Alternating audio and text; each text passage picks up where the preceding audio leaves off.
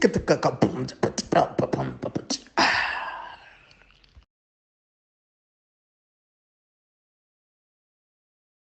everybody, guess what? We are back. This is African Frame Podcast, your favorite film dissection podcast in the world. All right, so I am with Rob Sibeko, my co-host. He's a writer, he's a director, he's an author, and I have my two compadres here, Buckmeister Cool from Meister Geek Media and Buckmeister Cool Reacts, as well as Tebelo Khala from KC Media, which has the Geek Spot, and it also has Netgasm on there. I'll leave the link in the description below of their YouTube channel so that you can check them out. They have a lot of interesting and fun stuff on there. Trust me, you will not regret it. I promise you. Hashtag Sorry. And then we have a special guest, Joe Hush, who's going to be joining us in this interesting discussion right here. Guys, thank you so much for everybody that has been checking out the channel, that has been subscribing, liking, commenting, sharing. We see that the number of subscriptions is increasing. Thank you so much. So, as you all know, African Frame, we like exploring a lot of different things. We've been dissecting films from different directors to Christopher Nolan's, your Quentin Tarantino's, and so on. And we've also been doing a new feature, which was the new Metro films. But today, we're going to be doing something new again. This is a new series under African Frame. It is called 7 Up. So basically what 7 Up is we're going to be discussing franchises. The drink that used to compete with Mountain Dew. Yeah. If you understand, this is how you know people were extreme. If you ever want to see people who are extreme, they were drinking 7 Up. 7 Up computer. What happened to Gatorade? Like, is anybody competing with Gatorade, or is that just out of the No, we found out it was a lie.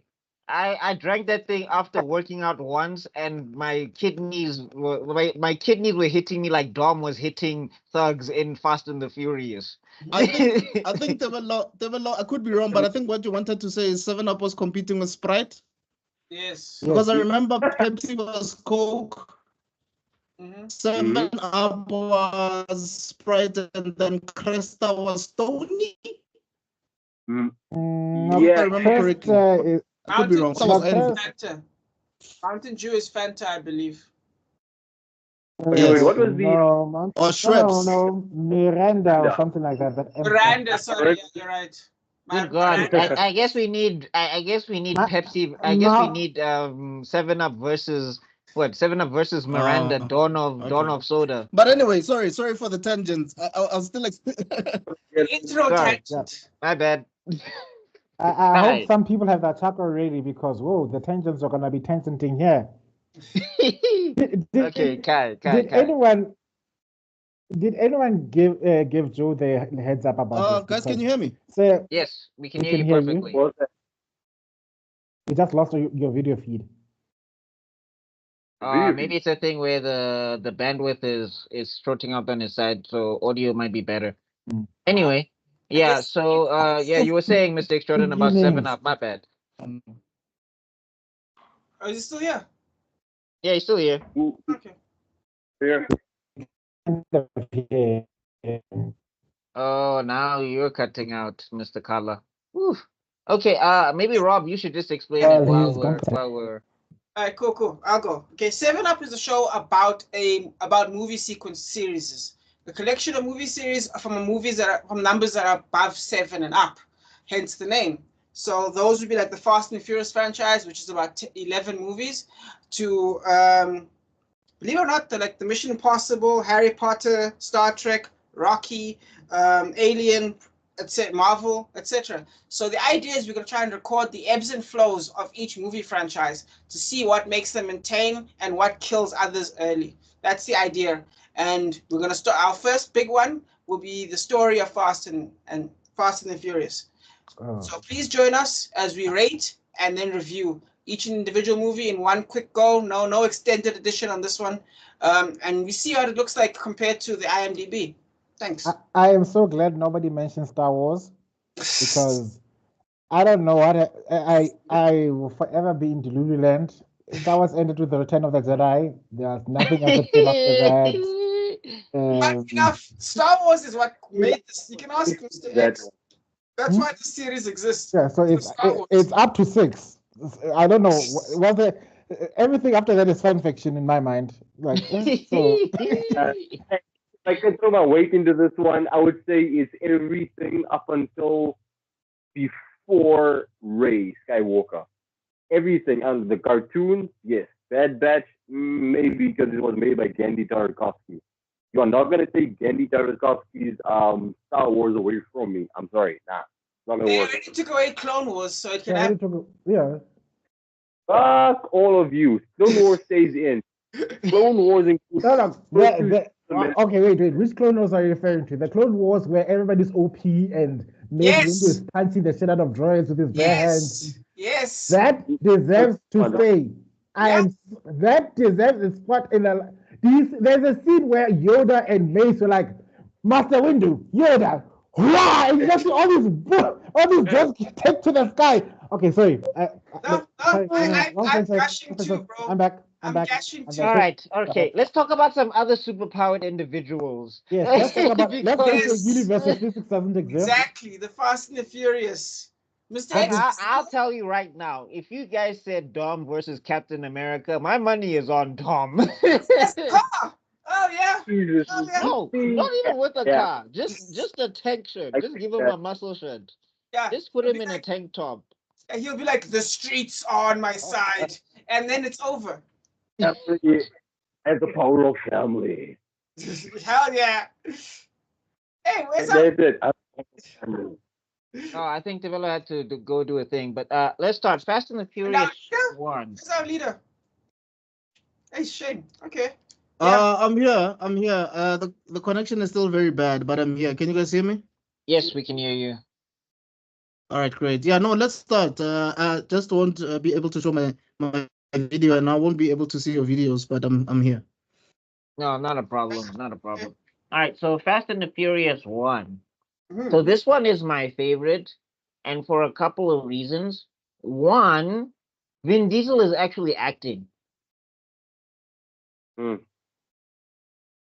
Okay. I'm saying, like, throughout this series, bro, I like think, his mouth Rob, turns you can into correct me if rocks. I'm wrong, but I think. You think? Yeah. Sorry, I was saying, basically, I was saying that throughout this series, Vin Diesel's mouth turns into rocks. Like, literally inside of the mouth, he is like the thing from Fantastic Four, because it just becomes... especially near the middle, absolutely. But like here, in Fast and Furious 1, from 6. in Fast and Furious 1, he's opening his mouth. He's actually saying things. He's talking to people. He's charismatic. Fast and the Furious 1 made you believe that you could do some of this stuff. Like, that's how charismatic Vin Diesel was in the first one. And also, like, the relationship with Brian was pretty solid as well. The stunts are believable. Even though the things that they're boosting, you're just like, why are they stealing DVD players in an era where I don't think anybody was kind of using DVDs like that, but okay, whatever. But yeah, and I just think like the chemistry and like the cast and the crew, like they were like, okay, this is fresh and new. Like, you know, it felt like it was like, you know, like this was something here.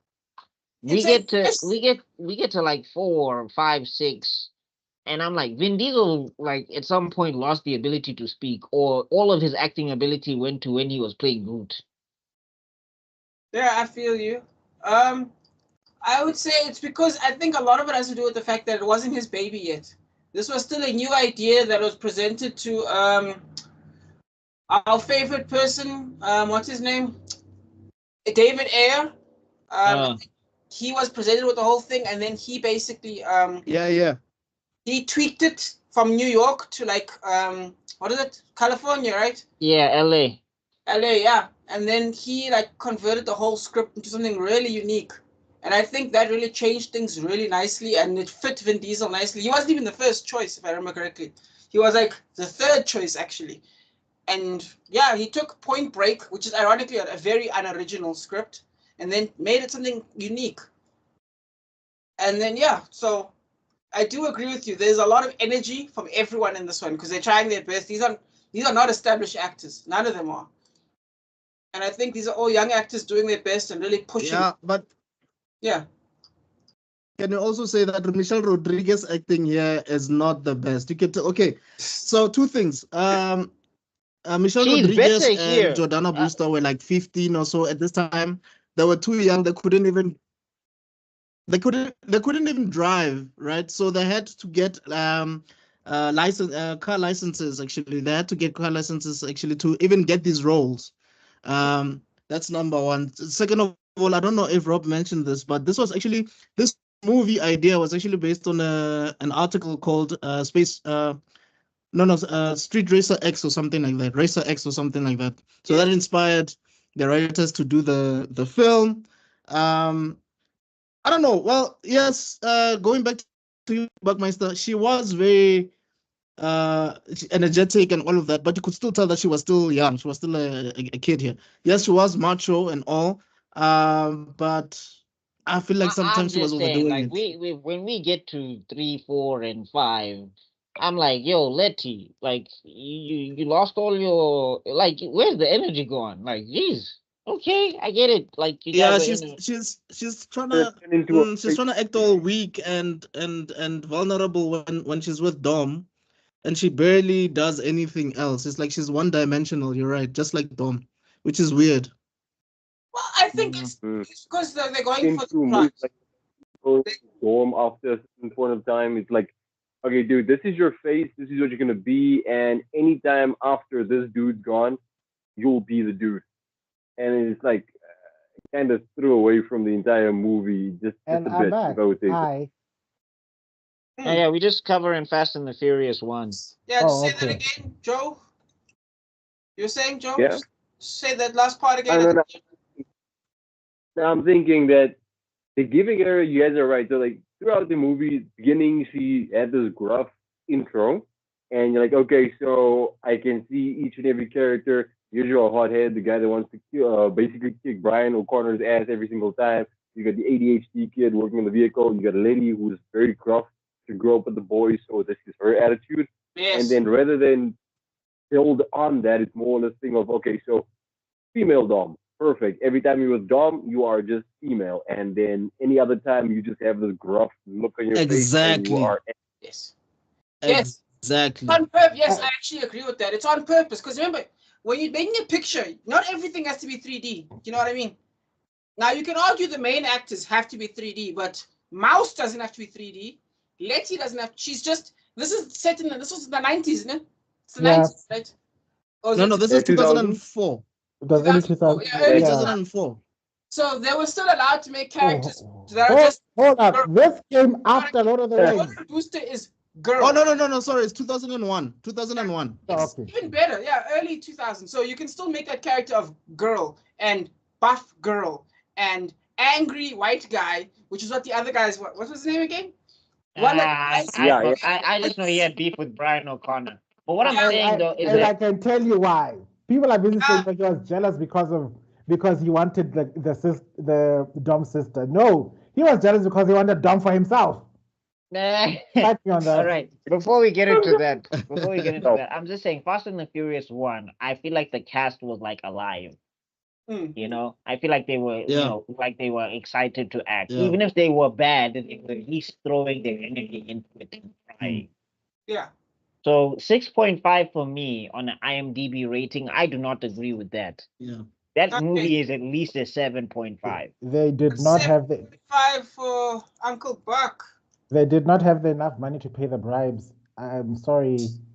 I had to bring a bit of controversy, but sometimes when I see the rankings and actually see the movie, and I'm thinking, who did you pay? Who did they fillet? No, because I'm like, oh wow, you cannot tell me that Fast 5 and 6 and 7 are better than Fast and the Furious 1. Yeah, no, never. In my honestly, those movies are. Yes. But no. Look, let's put it this way. There's no way this franchise would have gone anywhere without the success of the first one. Yeah. So you're right. You're absolutely right. This first one is more grounded. It's more grounded. It's more realistic. it is pretty clear that Brian is the main character. Yes, you could say that Dom is the second most important, but here it is Brian. Brian being in this world, undercover and all of that. So it works. It works out pretty well. Brian gave me Brian was giving me the classical POV characterization, and Yes. Dom for me gave me the feeling of the Captain Jack Sparrow of that world. If you know the context I'm trying to bring into it. Yeah, true. Yes. I mean, because if we look at Orlando Bloom's character in Pirates, like Yeah. he's discovering the world of pirates, and like Captain Jack Sparrow is like the Grand Master of pirates. So it's like the same thing. Yeah. Yeah, that happens a lot in anime as well, where the main character joins this group and there's a leader in that group and all of that. It's that kind of thing. But also shout out to the fact that they're stealing DVD players. I know, right? Like what the hell? It made me feel old. I was like, yo, how old am I? Yeah, it's dated for No, sure. but what I'm also saying is hell? like they were stealing DVD players in an era where people were starting to move away from DVD players. So I was like, Jesus. I remember one of them was like a DVD and cassette combo, wasn't it? Yeah. Yeah. Yeah, I think this is when people were shifting to Blu-ray. Yeah, like this is when Blu-ray was coming out. I just want to say something quickly before we give in our rankings. I know Buckmaster has already given one, but I just want to say this movie had a budget of 38 million and it made 207.3 million at the box office. Ooh. Yes. But you have to remember something, it wasn't a mega success. It was a cult classic. Do you know what I mean? Yes. It was for me. It was squarely under the ranks of. I know it didn't do well apparently it didn't do well at the box office, but Fight Club. Yes. Yeah. Yeah, like it developed a cult following, like Fight Club had its own cult following type of thing. Like But I'm saying like 38 Blade Runner million as well. and 236 on return. That's pretty good. That's great. Yeah, you made your money. You can live on residuals. Yeah. The actors got something. Yana. And there was still the DVD market in those days. Remember? So I think what is it, Mark Wahlberg, Nick Kutzer, the one who talks about the DVD market, how these small movies used to make their money there. Remember that? No, Matt Damon. Matt Damon, not Wahlberg. Yes, you're right. Oh, Matt Damon. But yes, I'm not gonna shut up. I'm gonna shut up. Don't say it. Don't say it. But that wasn't really the big thing here. Moving on. I was saying that I think the big thing here was about the market. Is the international market is what really saved this movie. Right. Is that because first of all, number one, they found a space in the market. First of all, because no one was doing this.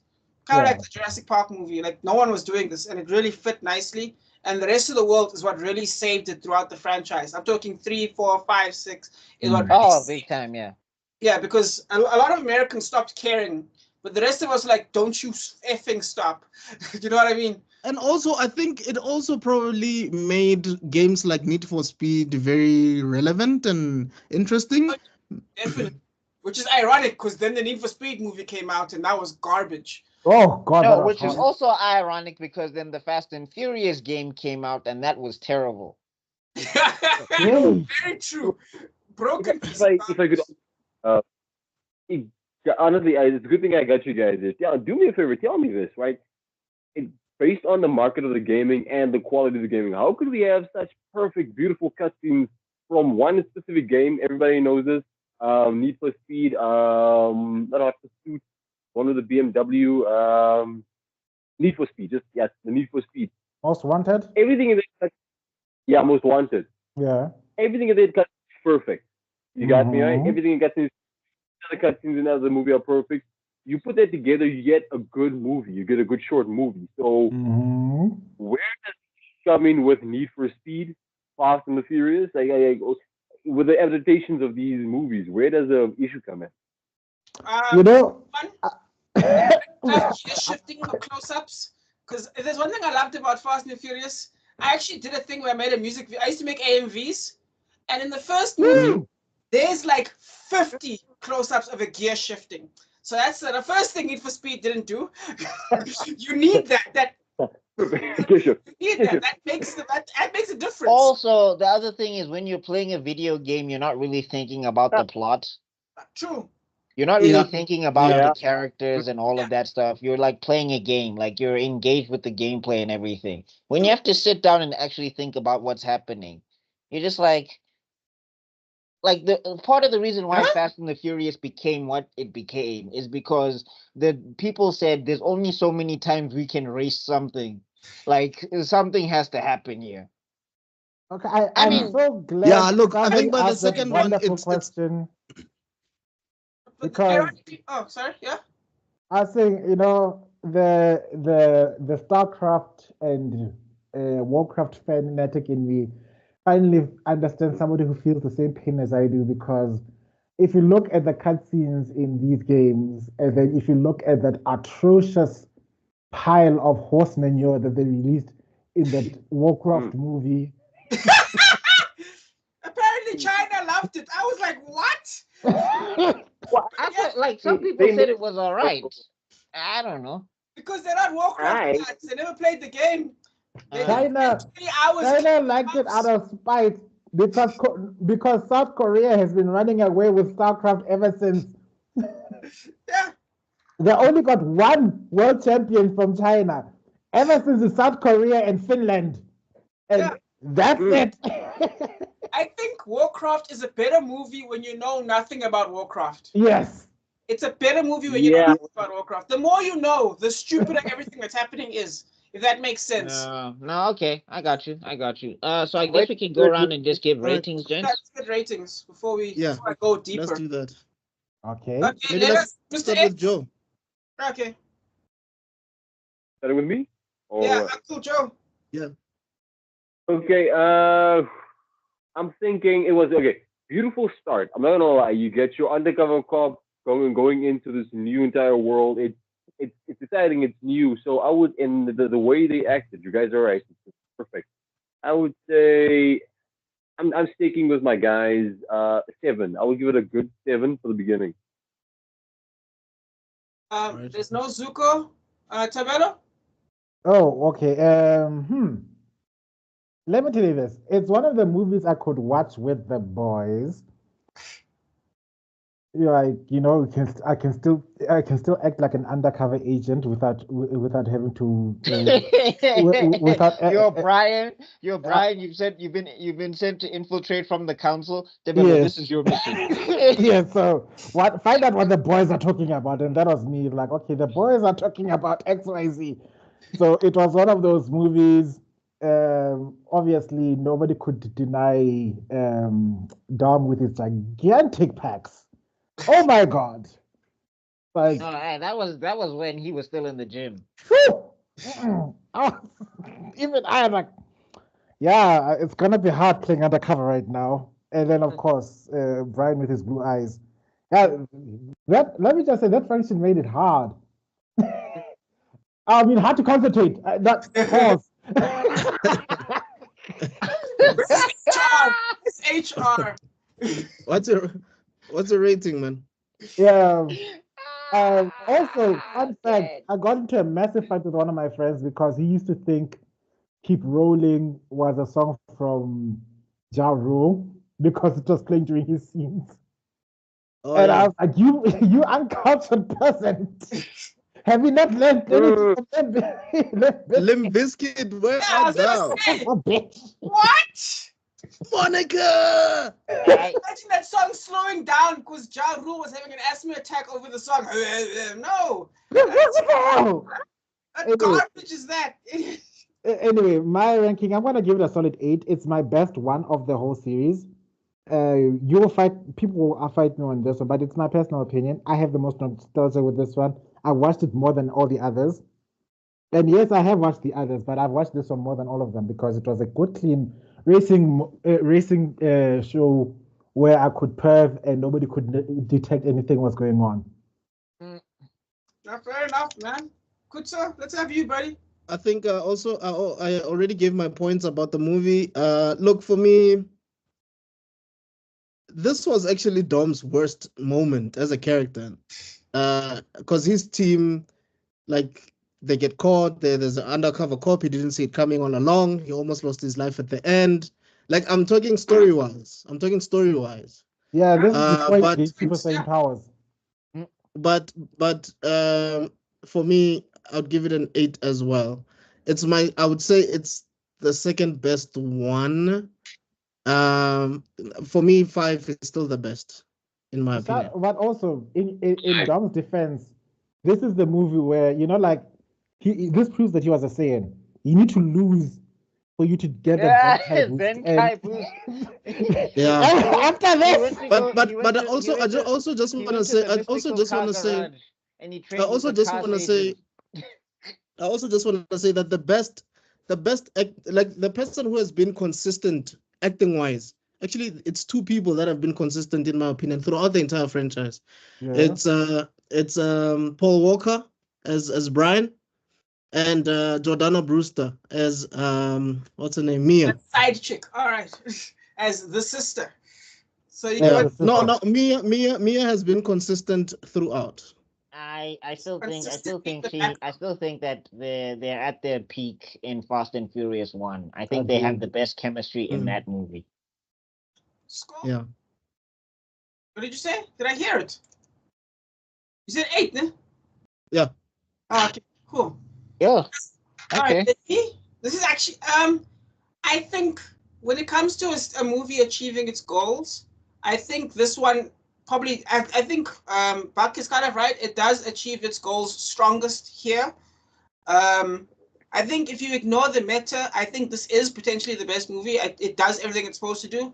And ironically, Kutso made a very good point. It is Dom at his least powerful. It is Dom failing throughout, actually. And we learn a hard lesson that becomes the opposite from then onwards. So I actually think that's a very good point, at least up until 10. So I thought that was, you guys are right. That's what makes a movie good, isn't it? Yes, that's why The Rock sucks, because he keeps in his contract. He's like, I can't lose. No, but then but then Vin Diesel found out about that, and then from then on, No, it's the other way around. Yeah. The Rock found Vin Diesel's contract. Vin Diesel's contract says that he couldn't get more than 5 or 9 punches in any movie. So he copied that thing. That's why a lot of The Rock's movies suck now, because you can barely hit him in anything. Whether he's Black Adam, or it's like he doesn't really get hurt that much. Exactly. And that's these guys are such nerds. Like they were doing combat math. Sorry, is this the Joe, equivalent of Stallone pissing competition? Oh yeah. Yeah. Because if you think about it now, The Rock is the new Arnie, and you could say that Vin Diesel is the new Stallone. Yeah. Oh God.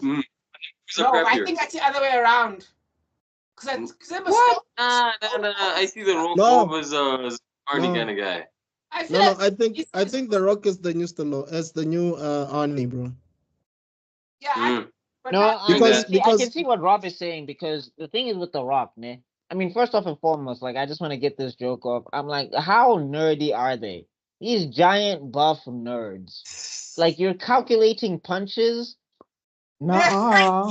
You're only supposed to I hit you 5 times, so you only get to hit me 4 times. No, a kick is stronger than a punch. If you look here, a kick has an attack power of 36, but a punch has an attack power of 20. Like, what are they playing? Yu-Gi-Oh? You've activated my punch card. It's where these guys go walk around with a dice in their pockets, just like roll it on the floor. Roll like, nah, my 9 cancel out your 8, so I win. Okay. Can I make my point? Let me make my point quickly. Let me make my case. Try. Stallone is not just an actor. He's a writer, he's a producer, and so on, right? Yeah. That's 1. 2, Stallone has strong franchises. He has Rocky, he has Rambo, right? Vin Diesel has Riddick, he has Triple X, and he has Fast and the Furious. Those are strong franchises. Did not do well, though. They are strong franchises, though. I mean, that's how we know him. Whether they did well or not, that's debatable. I don't think you've seen the return of Xander Cage, Chief. No. I'm talking about. I'm just talking about like them being strong IPs. Whether they're good or not, they're strong IPs. Oh, that's a good point. Some people know him as Triple X, others know him as Riddick, others know him as Dom. You know what I mean? And like I said, he produces now. He's been producing the Fast and Furious films, I think, since the 4th one. So that's what I mean. Those are the similarities, right? And then some of his movies are not doing so well out of these 3 ones that I've mentioned. But then when you have The Rock, for instance, The Rock says like cheesy lines. His acting is way limited. He does a lot of films that are very successful at the box office, Right. said it before. I've said it before, and I'll say it again. Whatever, if you could take all the Rock's performances and give it to Batista, the movie would have shot up exponentially. Yes. Well, if that's the true. Rock actually carried more of the stuff he did in WWE into his movies, I feel like he'd be better. I agree. Mm. Oh, Yeah. please, he did all that stuff as the Scorpion King. No, he didn't. No, like I'm saying, like the thing is, like when he's doing his delivery in WWE, Oh. he's got energy, he's got Ah. power. Like when he says, "If you smell what the Rock is cooking, you smelling it with him." You get to some of these movies, Yeah. and he's like, "You did the dance with the devil boy," and it's like, bro, could you try to do that again?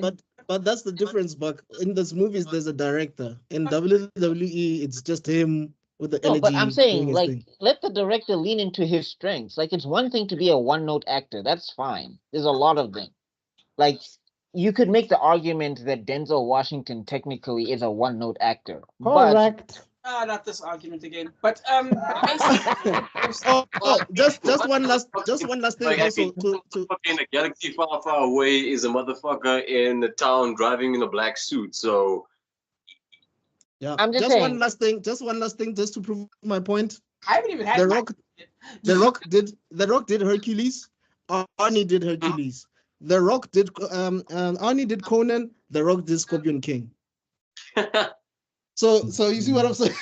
Okay. You see what Anyway, I'm saying? all I'm saying is that what I'm saying is that I don't think that Denzel is one note, but people could make that because they could be like he's played the same character in 1, 2, 3, 4, 5. But because the director leans into Denzel's strengths, you don't Right. really care I about agree with if you. he's playing the same character. I Now with agree The with you. Rock, the problem is every character is playing a super generic tough guy, and they all sound the same. And it's just like do some Yeah. WWE stuff. Like when you were doing that whole promo with the Big Show and you were yeah, that was funny. Now I mean, you're right. saying you're in With- hospital. You're saying Daddy's gotta work. You're messing out your hand. Like, dog, you're not healed. Oh, that What's the one was problem? funny. Like, But we'll get Ah, to that it. was We'll the get to it. helpful- We gotta talk about it. But let's go to number 2.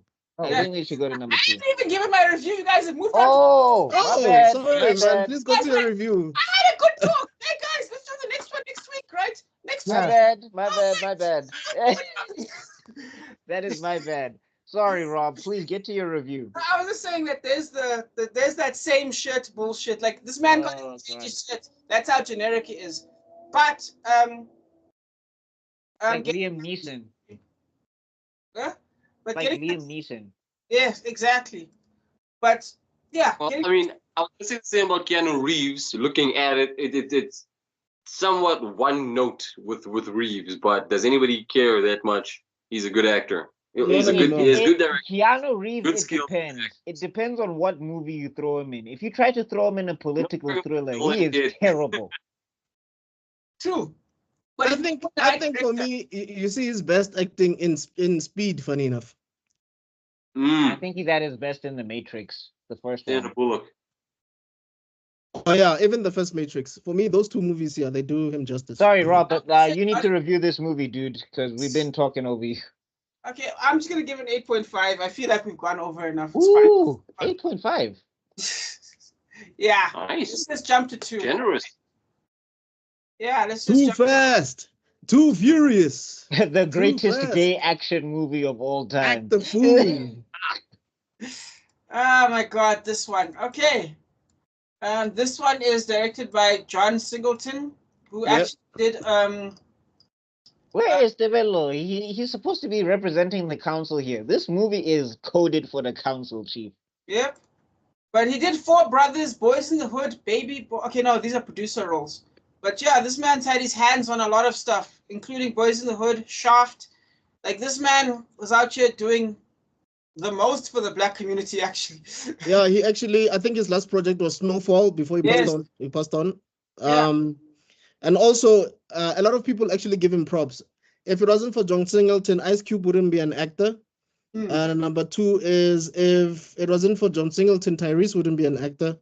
Ludacris actually got the Hollywood Walk of Fame either late last year or early this year, and it's all thanks to John Singleton, because if he wasn't in Too Fast, Too Furious, Vin Diesel wouldn't have used him in Fast 5 and going forward in the rest of the franchise. So, because funny enough, Ludacris did mention that he never thought that he would get a Walk of Fame from acting. He thought he would get a Walk of Fame from his music contributions, not acting. But funny enough, thanks to Vin Diesel adding on to all these other sequels, now he has a Walk of Fame. His music is better than his acting, bro. Okay, that goes without saying. That's true. That's true. But I guess Tupac a chance as well. Poetic Justice, one of my favorite black movies of all time. Growing up. Fun fact about Poetic Justice: Ice Cube was actually supposed to land the role of Lucky in Poetic Justice, but Ice Cube didn't like a certain part of the script, and then he declined, and then Tupac got the role of Lucky. So. I think it was better with Tupac anyway. I'm glad he didn't take it. I don't think it would have suited him. Oh no, I've got this song in my head. Is that your wife, your girlfriend, or just your main bitch? Okay. What? What? To place the lyrics. Huh? What? I thought you were about to start saying "hit 'em up" lyrics or something. I just want to say something. That's why I stole your car, you fat mother. Make money. I just want to say something quickly. So there's a name that keeps on coming up in some of these Fast and Furious movies. It's Neil H. Moritz. This guy has produced so many things, including The Boys, Sonic the Hedgehog films, Prison Break, I Know What You Did Last Summer, Cruel Intentions, and the Fast and Furious franchise. If you look at the credits, Neil H. Moritz is almost everywhere. He also produced the Triple X movies. So I just wanted to add that in there. What happened with Return of Xander Cage? He needs to answer, because guys, that movie, guys. Yeah. No, I don't think he did Return of Xander Cage. He only did the first one and then State of the. Well, of the I mean, Union, even the first one is not that great. Nobody talks about. I mean, I tried to watch it again recently, and I was like, I should not have revisited this movie. It did not age well. I think it's a 100% 90s movie. You know what I mean? It fits in that time period. I mean, you think that honestly, yeah, but who of you definitely want to go back to the 90s movies? Matrix 1 was fire. Well, it depends. I mean, the first Bad Boys is good. Riddick, we just mentioned Riddick right now. Who wants to go back to the 90s? Hey, dog, I'm not done with the 90s, man. You know, these kids nowadays say we're done with the 90s. Not me, man. For me, the 90s is the best. Everybody's going to be back in. Is the best decade for me personally. It was the best decade for me. I mean, yeah, they had Terminator 2. There was a lot of stuff that came out of the 90s. Blackmeister. Say? Blackmeister. Yeah? To answer your question, the lyrics I was reciting was from that song Rollout. Oh, Limp Bizkit. Okay, anyway, let me just add one last thing in before we continue. Ludacris. Search up Rollout Ludacris. Oh, okay. Yeah. Limp Bizkit. Roll out, my homie, roll out. Okay. Okay, so the budget for this film was 76 million, and then it made 236.4 million at the box office. Ouch. 76 million. No. It had a budget of 76 million, and it made 236.4 million. I'm saying it made a good return, but I think other thing people need to understand about movies, right? Because I think also the third one did okay-ish. We'll talk about it when we talk about it. But I think people, a movie can still make money and people can still lose interest. Yeah. I think these major corporations, they expect exponential growth. They don't expect their audience to stay exactly the same as the exact same people. They expect new people. And because of that, they didn't get new people. That's why this movie kind of put them in trouble, which is why Fast and Furious 3 ended up anyway, there was drama attached to Fast and Furious 3 because people weren't too happy about the end result of Fast and Furious 2. What happened in 2? Remind me again, which one is 2? And also the fact that they couldn't get Vin Diesel back, I think was a major problem. Even Mendes at her finest. Prime by- Eva Mendes. Oh, That's what happened. 2 by 2 Furious. Yeah, there we go. Okay. But also, I just want to say, I think he declined this sequel for Chronicles of Riddick, if I remember correctly, Rob. Yes. Yeah. Yes, yes, Yeah. that's exactly right. Yeah. He was like, nah, I think this franchise. I think he didn't have as much faith in the script per se, not the franchise. But then he went to Chronicles of Riddick because that was his baby, and yeah, I think he overshot the mark with Riddick, but that's its own story. Yeah, First one was good. of course, it was an actual horror movie. It was flippin' fantastic. Like I've got a whole. Yeah, one day we'll go into. And I think you guys are right, because if you think about how we first meet Roman, you could argue that if Vin Diesel had agreed to this, that's where we could have met Dom, arrested, somewhere in custody, and then he has to be like freed by Brian, because Brian knows that he's the only person that he can rely on to nail this villain, this guy that's out there. Yeah, true. Actually, I mean, he had a 48 criminal hours. past. Have you guys seen the movie 48 Hours? 48 hours. No. Seen it. I think it's Nick Nolte and Eddie Murphy, right? Yeah. Basically, the idea there is there's a criminal, Eddie Murphy, that Nick Nolte takes out to go look for a criminal. That's what they could have done with Vin Diesel. They could have used him to be like, we need a bigger guy. You have connections to him. And then he comes out, and that would be the cool second. I mean, that's why they tried to do the whole backstory between Roman and Brian, that they grew up in juvie and all of that stuff. Yes. And all the other subtext. And them wrestling on the ground and driving each other. I saw that video. I was like, you know what? I need to apologize.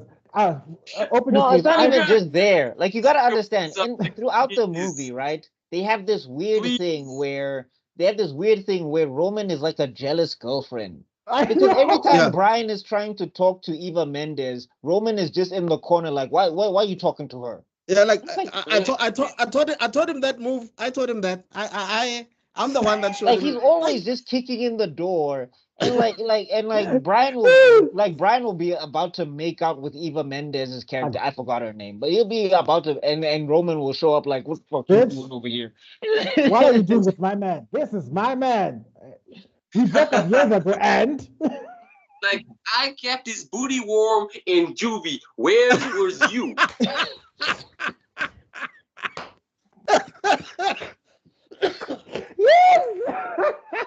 Okay, I think we should rate this.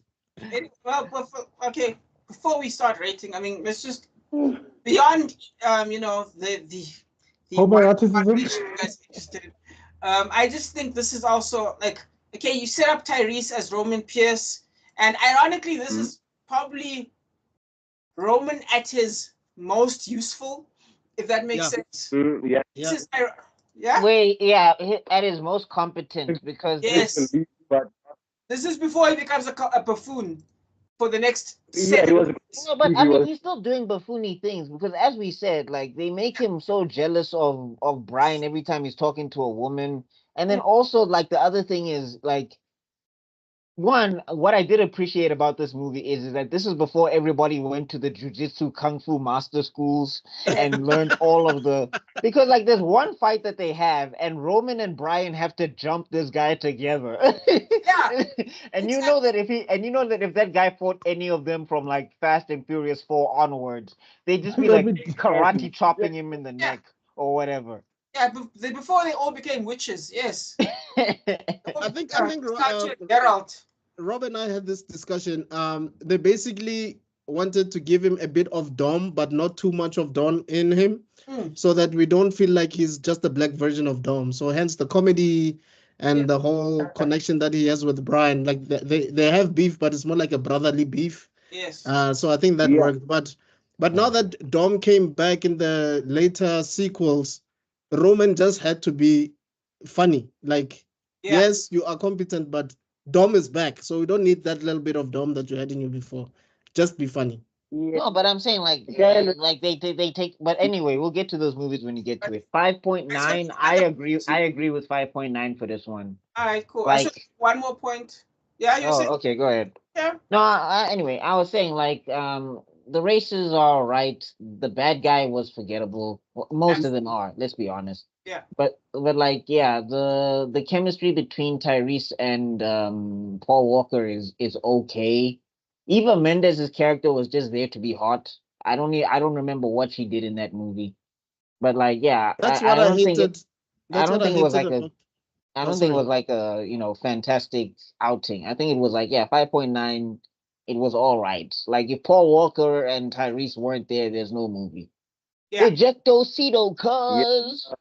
And also, like you could say that also Taj was very helpful in here. This is before he became an IT genius, where he was just a Hey, mechanic. Munna. Hey, Like, what school did he go to? Hey, John, And I just want to say that this was sort of like clickbait of the time, because they hooked us with these great cars in the beginning, because the poster shows all these different cars. They show Michael Ealy, they show that Suki, that Asian chick, that hot chick, dog, Steve Aoki's sister, right? Yes. And they show that Oh. whole race in the bridge and everything looks great. And that's it. You don't see most of these characters anywhere else apart from when she's with Taj, right? So she's just eye candy. You were supposed to. Yeah. And also this whole thing of decoys, I think, started from here, where there's a whole decoy thing with cars, where people are thrown off. Because if you remember, Taj had a lot of cars that came in the freeway, and the cops couldn't tell where Brian and Roman were anymore, because there's just a whole lot of cars, right? So Yeah. that trope sort of like carries on into the later films, where they do like switcheroos or stuff like that, where they throw us off, whether it's a false bank vault, or someone was traded in another car under a bridge, or it's like that thing carried on in the other movies. I hear you. Yeah. Yeah. There's a couple of things here and there, like the bank vault. That was perfect. It was kind of nicely done. I mean, but the entire mechanics of it was thrown off. But we kind of sort of at the movie. But the bank vault, that was perfect. It was cool. But everything else, he's saying, yeah, it kind of just, it feels phoned in. It feels just reused, rehashed, and unnecessary. Yeah. it's also personally for me, it's also you start seeing the foreshadowing of the ridiculousness coming in. In 2. Yeah, because are you talking about when the car goes into the yacht or the boat or whatever? That's one. 2, suddenly they've got technology that you can shoot a car and hit it with an electromagnetic what that causes the car to shut down. No, Develo, I'll tell you right now, bro. As a person who just binged these movies again, what you have said is totally believable compared to what they do in the rest of the franchise. Hence, my say is like it's a foreshadowing. When something foreshadows, it doesn't mean it have to be so brazen and obvious. It's not like in the Iliad when there's a whole subsection where Achilles is busy going on about how much he loves Patroclus for like a page and a half, and you can see, I know Homer is telling you something is going to happen to this guy. I'm telling like there's a slight hint like this is slightly moving away from because in the first movie it's about cars and cars crashing and everything. Yeah. Yeah, but I'm saying like even in the first movie though, they were doing like crazy heist things and they were like jumping cars off of freeways. Yeah. So for me, I could believe that they had an electromagnetic thing, or that they could land a car. Like, landing a car on a boat is ridiculous. But I'm like, okay, this is still believable. And then we get to like Fast and the Furious 4, and Dom Toretto turns into Minato from Naruto. He's the 4th Hokage. There's a whole scene, and I swear I can't wait to talk about it when we talk about that movie. But I'm telling you right now, that dude teleported. He turned into Goku. I think also like this is probably like the second film where these characters bleed the most. Because in the first one, that was the only time Dom was bleeding. Like after that accident that he had. Like that, he does bleed, but it's not a problem. Like it's kind of just there. It's like makeup. No. Let me explain myself. Let me defend my case. Right? And I'm just pulling from the context of the first movie to the second one, and how it is introducing us to the ridiculousness of things to come. The first one, yes, there are people doing stunts, jumping into cars and all that other stuff, but you don't see outlandish technology at work, per se. They had the crazy hook gun, but I see what you're saying. The most you see is it's a hook gun, but you don't see the most you see jumping from an airplane, from a helicopter to like a truck or whatever. To a oh moving no, truck. you don't see a scene where they specifically make a hook gun that is designed to hook into trucks. You know what I mean? You could just you could believe that they bought that gun from America store. You know what I mean? America. Yeah. I guess Guns so, yeah. everywhere. In Right. this second movie, we have. Excuse me? No, I was saying like, yeah, you're right. Like, it literally, that is something that can be made. Like, you buy a hook. I mean, you can find a hook in any general store in America. Get yourself a pressure gun, high pressure nose bottle, perfectly done. Yeah. Yeah, you guys are right. I mean, good luck piercing metal cars, but okay. Then now we come to the second movie where we've got technology specifically designed to mess with the electronics of the car and shut it down. I feel like American taxpayers would be like, guys, you're wasting money. Like, what? You guys just stop shoot the tires or something. Come on. Like, really? Honestly. EMP gun sounds like a big. Devil, you don't know that the tires are bulletproof in like this series. Say it again. You know, someone said that we've never seen these people at the gas station. None of them have been feeling like. Forget that. The tires are bulletproof. They never get punched by anything. Rob, what were you saying about an electromagnetic gun? They land from out of an airplane with parachutes and they land safely. None of them they land upside down. Out of a car. No. Let's go away from all. Okay, we'll get to it. We'll get to it. Sorry. Anyway, it's you, Joe. I think it's you to score, no? Yeah. No, Rob was saying something about an electromagnetic gun. It's fine. No, it's nothing. It's fine. Oh, okay. I was about to say it sounds familiar from a certain game where an electromagnetic gun tends to screw us around a lot with a certain preferred race, isn't it, fellow Bugman? What? For those who don't know, in StarCraft, sorry to bring back to StarCraft, there's an overpowered move called electromagnetic pulse. There's a ghost use that depowers all my warriors. I hate them. Their protests are supposed to be powerful, and then some human comes with a gun and just shuts us down every single time. Fix your problem, Blizzard. That is not balanced. Anyway. Usa. Did you get it out, dude? Are you good? Your review, my brat Joe. What? Yeah. Brat Joe. Yeah. I think I'm okay. Let me just fan. What's your review, Joe? On two, honestly, just like one, I would say this is a good movie. I love the entire chemistry between these two. You can see the entire back and forth. It's like it's a rehash from the first one, but nothing too used up. It's a Dom relationship he has, but with an old friend. So I would say this one I would still provide it to a 7, but I'm saying 6.6. 6.6. All righty. Not bad, man. Like that. There's no such thing as Zuko. The salt. Anyway. Hey, I my 6, okay? I'm a 6 man. I will say, look, this one does drop a few points.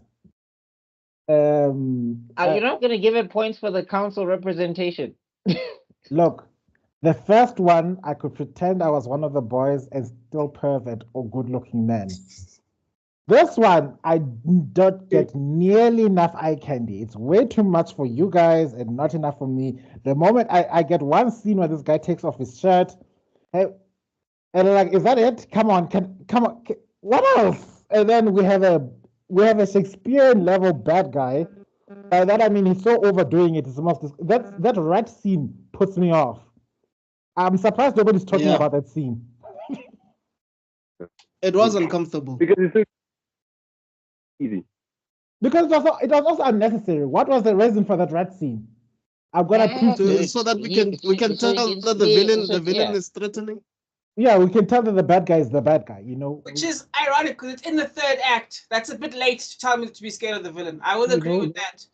That is very late. It Yeah. was the villain scary in Act 1. But also, I'm tired of this thing of like having female characters who are cops not being competent at their jobs and relying on the male character to save the Well, day. This happened in To White be Boys 2. fair, It's happening here. to be fair, as we Also go in through Rush the Hour. series, Let's not forget Rush Hour 2. Are we talking about 2000 Rush Hour? 2000 Bad Boys 2. 2000. Yeah, that's what I I'm was saying though. What I'm saying though is, as we go through this series, who do their work. Sandra Bullock and Miss Congeniality. Best woman cop out there who does her job and she looks fucking beautiful. but I'm Fair saying, enough. look, But she's the main character. to be fair, as we continue throughout And the these love movies, interest could slam me to the ground and use me like a peanut. I think I know what Buck's gonna say. They make a change. The movies throughout the time, right? yeah, over time it decides that anybody that's not related to Dom can't do anything, and if you have the power of family, you are immune to gravity, you are immune to bullets, physics. Yeah. you are immune to physics. Men, women, it doesn't matter. If you're in the Dom family, you're basically a Super Saiyan. Oh yeah. So, You they just recognize their mistake So there. That's all I'm saying. law-wise, all I want to say is law-wise, you can see that Dom was evolving to a new form. I can't remember at first I thought he was a Super Saiyan. No, I'm gonna take it back. No, it's clearly here his cell. So he just managed to he's just finished absorbing 17 and 18, and he's busy doing the whole transformation scene at the background. That's why you can see the rules of logic slightly break a little, but no, he's not ready to reveal his full power yet. So my score. So what's your rating, Chief? Yeah, I think I'll give it a 6.5 because I didn't hate it. I didn't hate it. The others that I flat out hate, but we'll yeah, get those ones. yeah. So this one I like. I could watch till the end. Happy ending. Even with the subtext, the jilted lovers become best friends. To become lovers later, but you find out why I say that. The one bisexual finds another boyfriend. He doesn't know that his boyfriend is already there in the movie, aka foreshadowing that he ends up with a nerd. We'll talk about that later. And yeah, 6.5 is correct. Yeah. Alrighty, Mr. X. Okay, so this one is a bit smaller in scale in that you don't have like a really big cast. I mean, it's just Eva Mendes, it's Tyrese, it's Brian, and then you have Taj as like a supporting character in this one. So I guess that makes it a bit different. For me, it's one of the more different movies out of all of them. It feels really small. It feels really small in scale, but I really enjoyed it. From the first time I watched this movie, I really enjoyed it, especially the race that Roman and Brian have against those two other guys. I think there were also villains or something. I don't remember. And I like the chemistry that Brian has with Eva Mendes. She was not Mia, yes, she was not Jordana Brewster, but she was a nice character. Look wise was useless, but Mia does look wise, more stuff. Mia did more stuff. And then Tyrese always being hungry and stealing money and whatever, that was funny. I like that. And realizing that Brian might be a cop at heart, but this guy was still that boy from juvie at the end of the day. That's why he keeps breaking the law. So it's a 6 for me. All right. Wow. Oh. Sounds like you're gonna give it a higher score, Chief. You know, I was surprised because like given the I actually had a 6 in mind before we even got into it. So yeah. Question: how many of us are still? We are all team millennials, aren't we? Yeah, we're all millennials. Yeah. Well, I don't know what I am, dog. It changes week to week. Yeah, because somebody says we've come to the age where. You're saying? I'm saying I'm part of the council, but I have no say of the council. I'm a 97. Yeah, right there. House. We did not give you master. Yes. I'm 95. Master. So people say that I'm I'll a be senior. Vader. So that's all I know. Sorry, as I was saying I was like, we're at an age where brains are beating beauty now. Because somebody may be hot, but she can be as dumb as bricks, and you can think, you know what?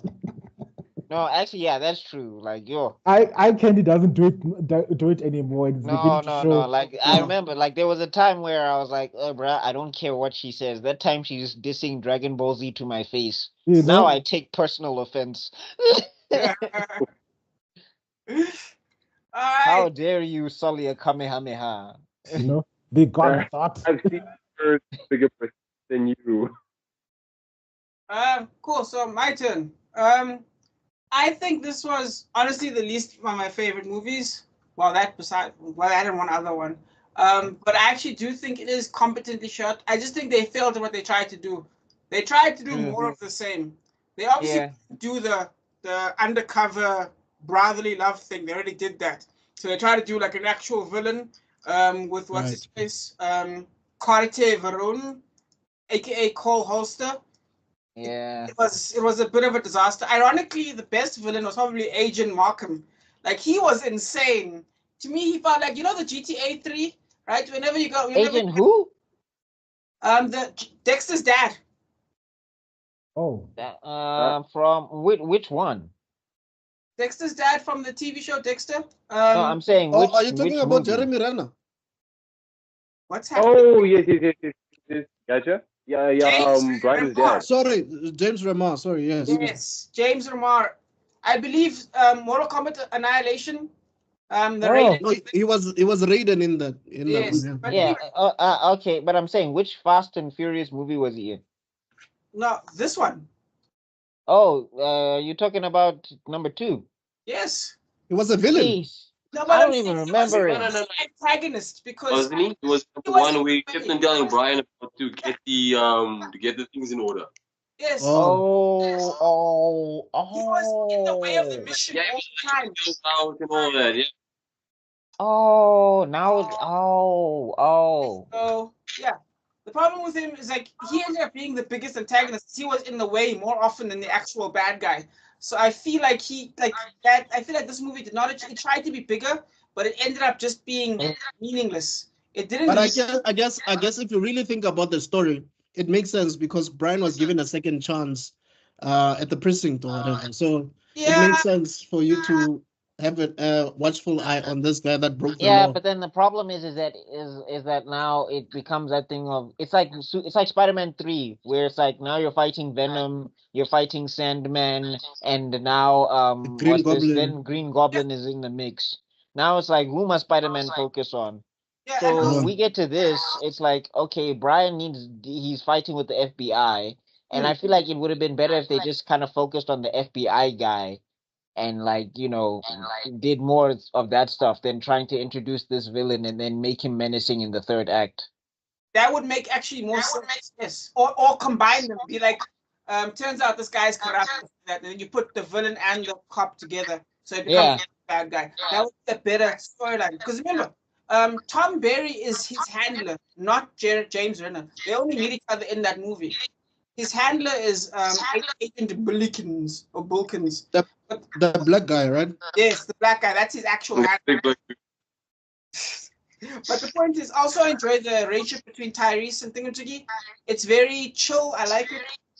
But I think the movie, in my opinion, doesn't achieve its goals. I'm going to give it a 5.5. Okay, let's just continue. Fast and the Furious 3. As I was saying, Mr. Extraordinary is getting his Han on because, as you can see, Han was always eating. That guy does not just straight up eating all the time. Yo. All right. Okay. Just some trivia on that. So the character of Han actually originates from a film called Better Luck Tomorrow, which is also directed by Justin Lin. But then in that movie, he used to smoke a lot, right? So because this Fast and Furious franchise is more geared towards a younger audience, they switched the cigarettes to him eating a lot or snacking a lot. That's what happened. Same director, used the same character, but continued his character Oh in the yeah, Fast so and we Furious can show all franchise. the stunts and murder, but smoking and Hey, what murder? Nobody Yeah. dies. Yeah. Or he started the queuing henchmen because do. he's The henchmen get bodied. All right. all right. Let me just give you guys some trivia before we continue. It's still echoing. I don't know when- Just mute, Joe. Just mute. Muting. All right. So as I said before, produced by Neil H. Moritz, directed by Justin Lin, which I think Justin Lin's involvement in the franchise actually helped the franchise from a financial perspective, but we'll talk about that later. This movie had a budget of 85 million.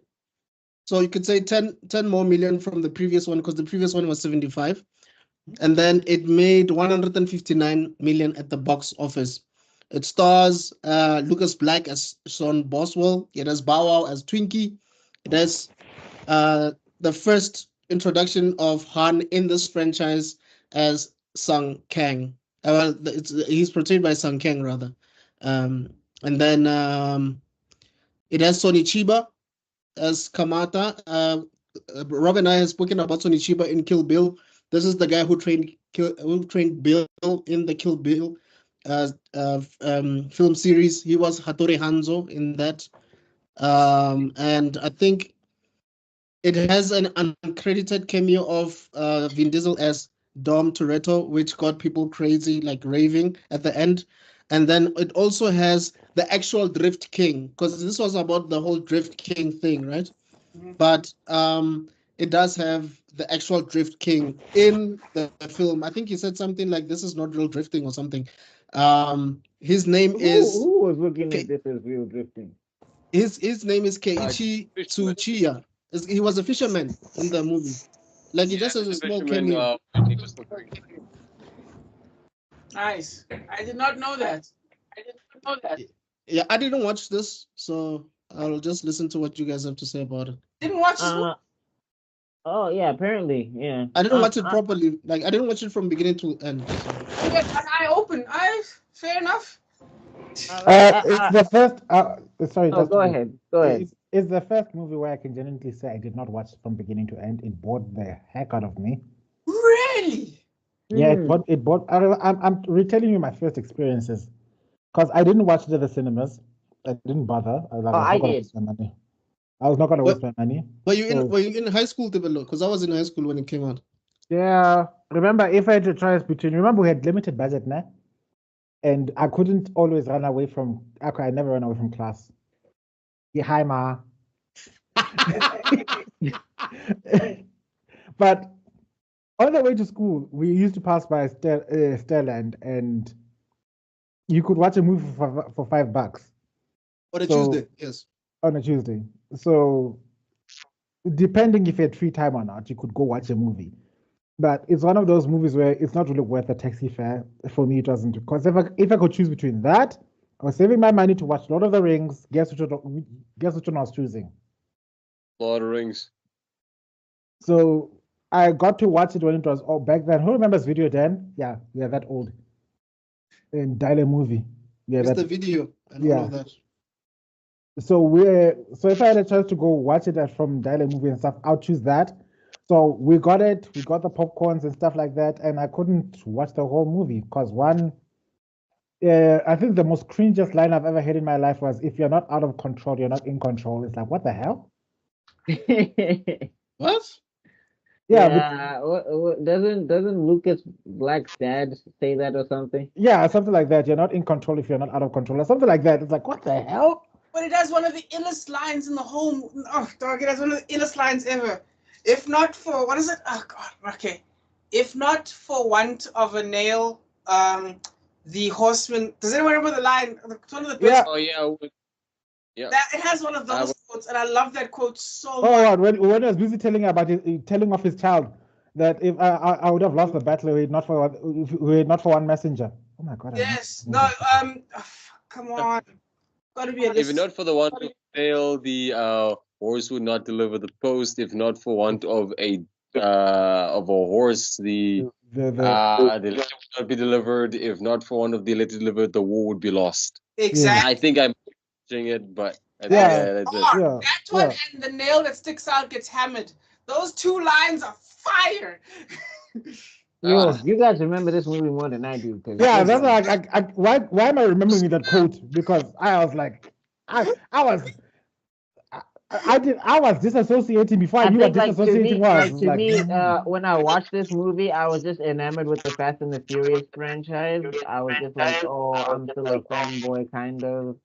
Like, I like the drifting. The drifting is cool. Oh yeah, I think now I know why I hated the movie, and I have to blame Need for Speed, Most Wanted, and all these other variants. Because if there's one thing I sucked at was drifting in that damn game. If I have to go straight, I need to go straight. Why should I slide to turn? Yeah, no, let me turn here. Handbrake bullshit is what I call What the hell? I don't care about that.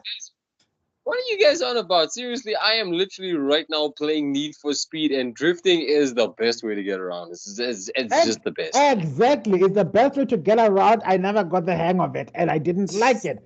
That's why I still suck. I broke the game meta. Did I tell you? Have I told you about this before? I think I told you these other guys. Did I tell you about this? the game.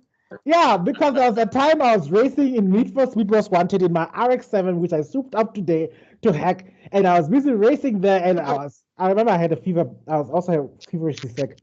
I crashed to the one side of the wall. Instead of driving on the wall, flipped upside down, skidded to the other wall, drove on that wall, then skidded back to normal. Everyone paused the game and looked at me like, how the hell did you do that?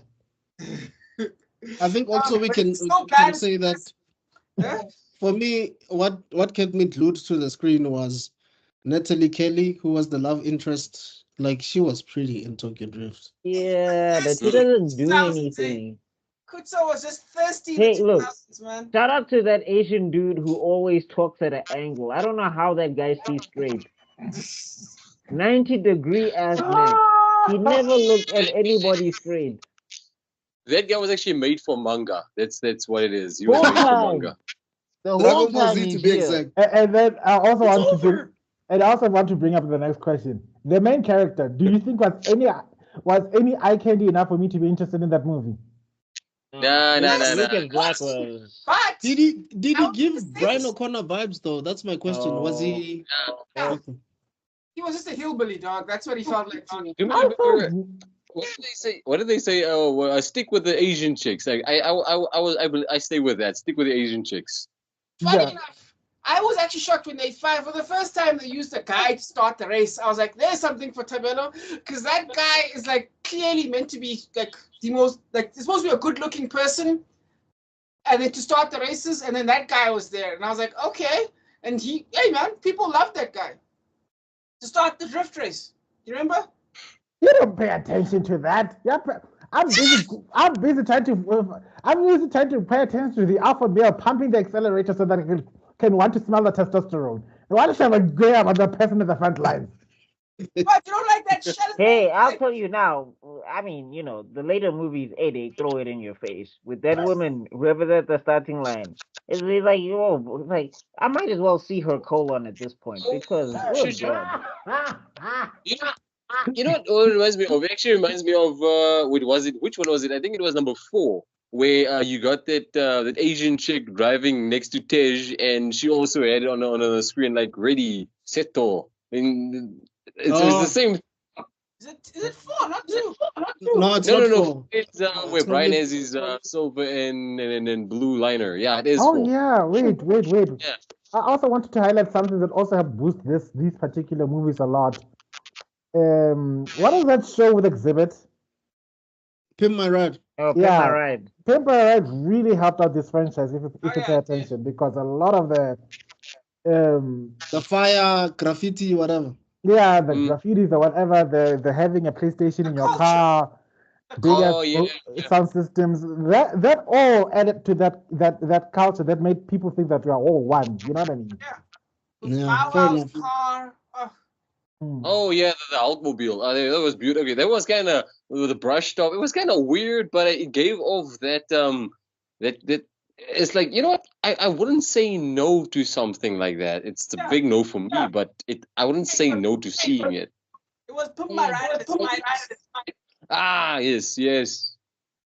Sticking Yeah, with no, the Pimp My Ride, when you look at it logistically, like it was a nice thing as a kid, but when I look at it now as an adult, I'm just like, this is impractical. When am I gonna play this thing while I'm driving in traffic? I mean, It's like, LA. It's Los Angeles traffic, but you will stop. Sometimes you feel like you can just stop the car and play it. But PlayStation. how was Han as a character though in this one? Was it good? Was He's he? the best character. He He's was- the best character.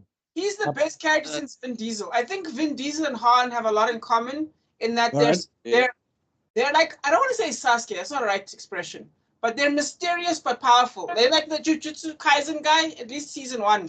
Gojo. Yeah, they're powerful but mysterious, and they're specific in their own. They've got a way. Yeah, I would say you're right. He's like Gojo, definitely. Yeah, they've got a way to them, and that attracts you to them. Does that make sense? I think you're right. I think it was also taken Yeah. away in the later movies. Like, Yes. let's strip away the character rebuilt. Let's strip away all the unnecessary quote unquote bullshit we give you. Nah. There wasn't enough mystery. Nothing's mysterious about Vin Diesel anymore. Oh, we're gonna get into Nope. some mysteries later, Chief. There's some big mysteries that are coming up.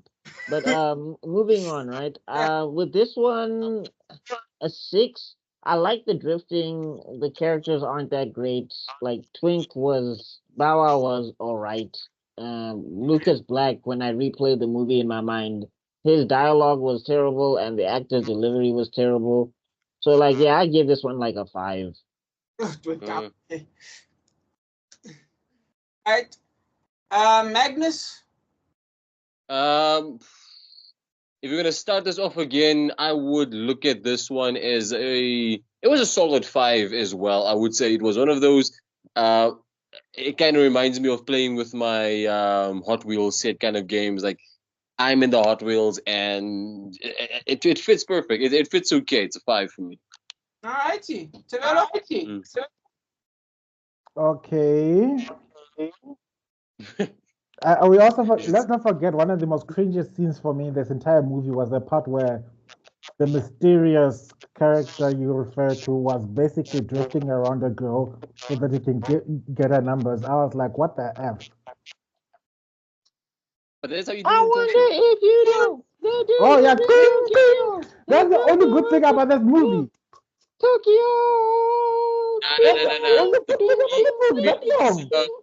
No. That's not the best word. For me, it was the at the starting of the week. Yeah. If 6 days. Yes, 6 days. That was the best word for me. I'm sorry. The only thing I remember from this movie is Tokyo. Okay, come on. You can't say Yeah, that. no, honestly, it's it's not my least favorite, but it's my least favorite of the ones I liked, I think. If you understand what I'm saying. Yes. Yeah. So If we rank it up, to the rest. the other ones are gonna work. We might end up going to negative integers. I'm gonna try and bring things to positivity, but You're not going to be positive for you guys. But anyway, Karen. so yeah, I'll give it a 5 also, like a solid 5. They made the biggest they lost the most money from this one because they overinvested and received the least amount of And money. also, we didn't know any of these people. I don't know anybody. Who are you? Who is that? Yeah, I think this is when the franchise was nearly at its end. Yeah. And what a blessing that would have been, he said bitterly as he looked away into the horizon. Honestly, I think And there's a thing Universal about just said, Tevelo, you know how much money that these things are making right now? So no. If there's anything, if anything, I think the death of the ending is what we can blame on these movies. The Terminator ending, perfect. I'm okay. Well, except for Genesis and all of that crap, but the originals. Yeah, what are you saying about Emilia Clarke? With the, Yo, what? Yo. I'm kidding. She was I'm not. kidding. She was not bringing up the Dracarys chief was not Dracarysing in that movie. I'm kidding. I'm kidding. I can't rate it because I didn't watch it properly. So. Fair enough. You don't even remember it from back in the good old days. No, I've never watched it properly from beginning to end. I've only seen like bits and pieces at the end. Okay. All right, well then I guess it's just me. And I can't believe how different I am to all of you guys. I actually think this is one of the best movies. I think the music is perfect. I think what this is a photograph of atmosphere. It's almost like a documentary, in my opinion, because in a way, it's a photograph of world building. It's world building that the other shows didn't do. And I feel like that's what it shows you a picture of what Japan is like. It spreads you across all of Japan. It's like it's almost like an adventure in a way, because you go from one side of Japan, you go to the other side of Japan. You go through the different things. You get the school life, and it's something me and Kutu Yeah, always the school life of a 26-year-old man in a high school. You're South African. You have to get over that. All of our movies involve 45-year-olds. You know? All of our high school movies are just 45-year-olds doing their best to be 11. Oh, look, it's Rugrats starring Julius Malema. It's what happens. Perhaps there's something we could say to that, because Justin Lin is Taiwanese, he's Asian, so maybe he wanted to show a bit more Asians in a big Hollywood film, probably. Well, I would say it's not that. It's per se, yes, actually. Because remember, when you first one, right, it's supposed to be a photograph of street culture, right? But I would say this was him really showing you what a photograph of street culture is. Now, we can argue about the plot and stuff like that, and that's fair. I think that's a fair argument about what's his face's acting. He's just a hillbilly. But to be fair, he's a blank slate character. You're not really supposed to care about him, in my opinion. But you are supposed to care about Han. You are supposed to be shocked when he dies. You're supposed to be interested in the battles, the street racing, the cinematography is beautiful. I think the music is perfectly placed and is iconic. 6 Days is an iconic song for the Fast and Furious franchise. And who hasn't heard the words "My Life Be Like Ooh"? I haven't. Song. I haven't. Times like these now make you sad. Lord, please give me that. My life be like. When someone thinks of Fast and the Furious music, like, that's what you think of. It's like, okay, Tabelo, it's like me saying the Ride of the Rohirrim. There's already music in your head. Do you know what I mean? No ways. How I think dare you. Fast and Furious now, when people mention Fast and the Furious, they think when I see you again. It's been a long time.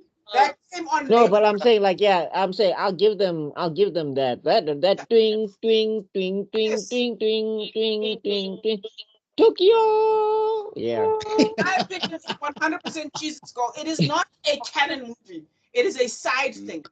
One, okay. 2, 4 are the trilogy, and this is a side thing. I think it does the side thing really well. So I'm going to give it a 9 out of 10. God. Wow. It's my Wow. it's my legitimate. Wow. I've watched it 50 times, and I can watch it another 50 times and never get bored. So yeah, that's me. Anyway, Even with that boy name where he talked like this the entire movie, man. That boy, man. again, I'm No, not. let the professionals do it. He's a blank slate. Anyway, next movie. Yeah. Well, anyway, if you could, I did not leave it on one. expect the cinephile to be the nicest one to that movie. That's a plot twist. And top 10 anime. But top 10 anime plot but twist. here's the thing. Rob is not looking at it from a plot perspective. He's looking at it from the overall, right, Rob? The music and Image. It's some of the. This Right. I would say this is some of Justin Lin's best work, like in general. I mean, this is what made him direct like 4, 5, 6, 7. So he directed 3, 4, 5, 6, 7. I feel like he So, showed his promise. Like he If you guys probably- allow me to, I think if you guys allow me to, I think the best way we could put this in, encapsulating Rob's cinephileness and all of this, the fact that we are also talking to an animator and guys who love animations and all of that, we can wrap it up as the manga version of a long-standing comic book. I mean, you have Spider-Man, and then you have Spider-Man, which is Fast and Furious Tokyo Drift. Yes, Spider-Man. Yes, exactly. The emissary from hell. You have the entire America. You have With DC with a Comics, giant which is or with a giant mecha, bro. With the mecha. no. Okay, yes, all of that. You have DC, or we can. I don't know where we're gonna put Fast and Furious in which one, but it's DC, Marvel, and then Tokyo Drift 2 is just it's manga. It's manga for it's a feast for your eyes. So I think we can put it in that category if we're doing a linear line in the future. That's a compelling. Actually, yeah, that's good. Yeah, that's good. Yep. So let's do. Fast and the We're Furious now 4. at 4. All right. Just a bit of trivia before we go in. Oh yeah. This is the return of Vin Diesel after his little cameo in This is the Tokyo true Fast Drift. and Furious. I think this is the true Fast and Furious 2. Yeah. Mm. That's why it's called Fast and Furious. Because the first one is the Fast and Furious.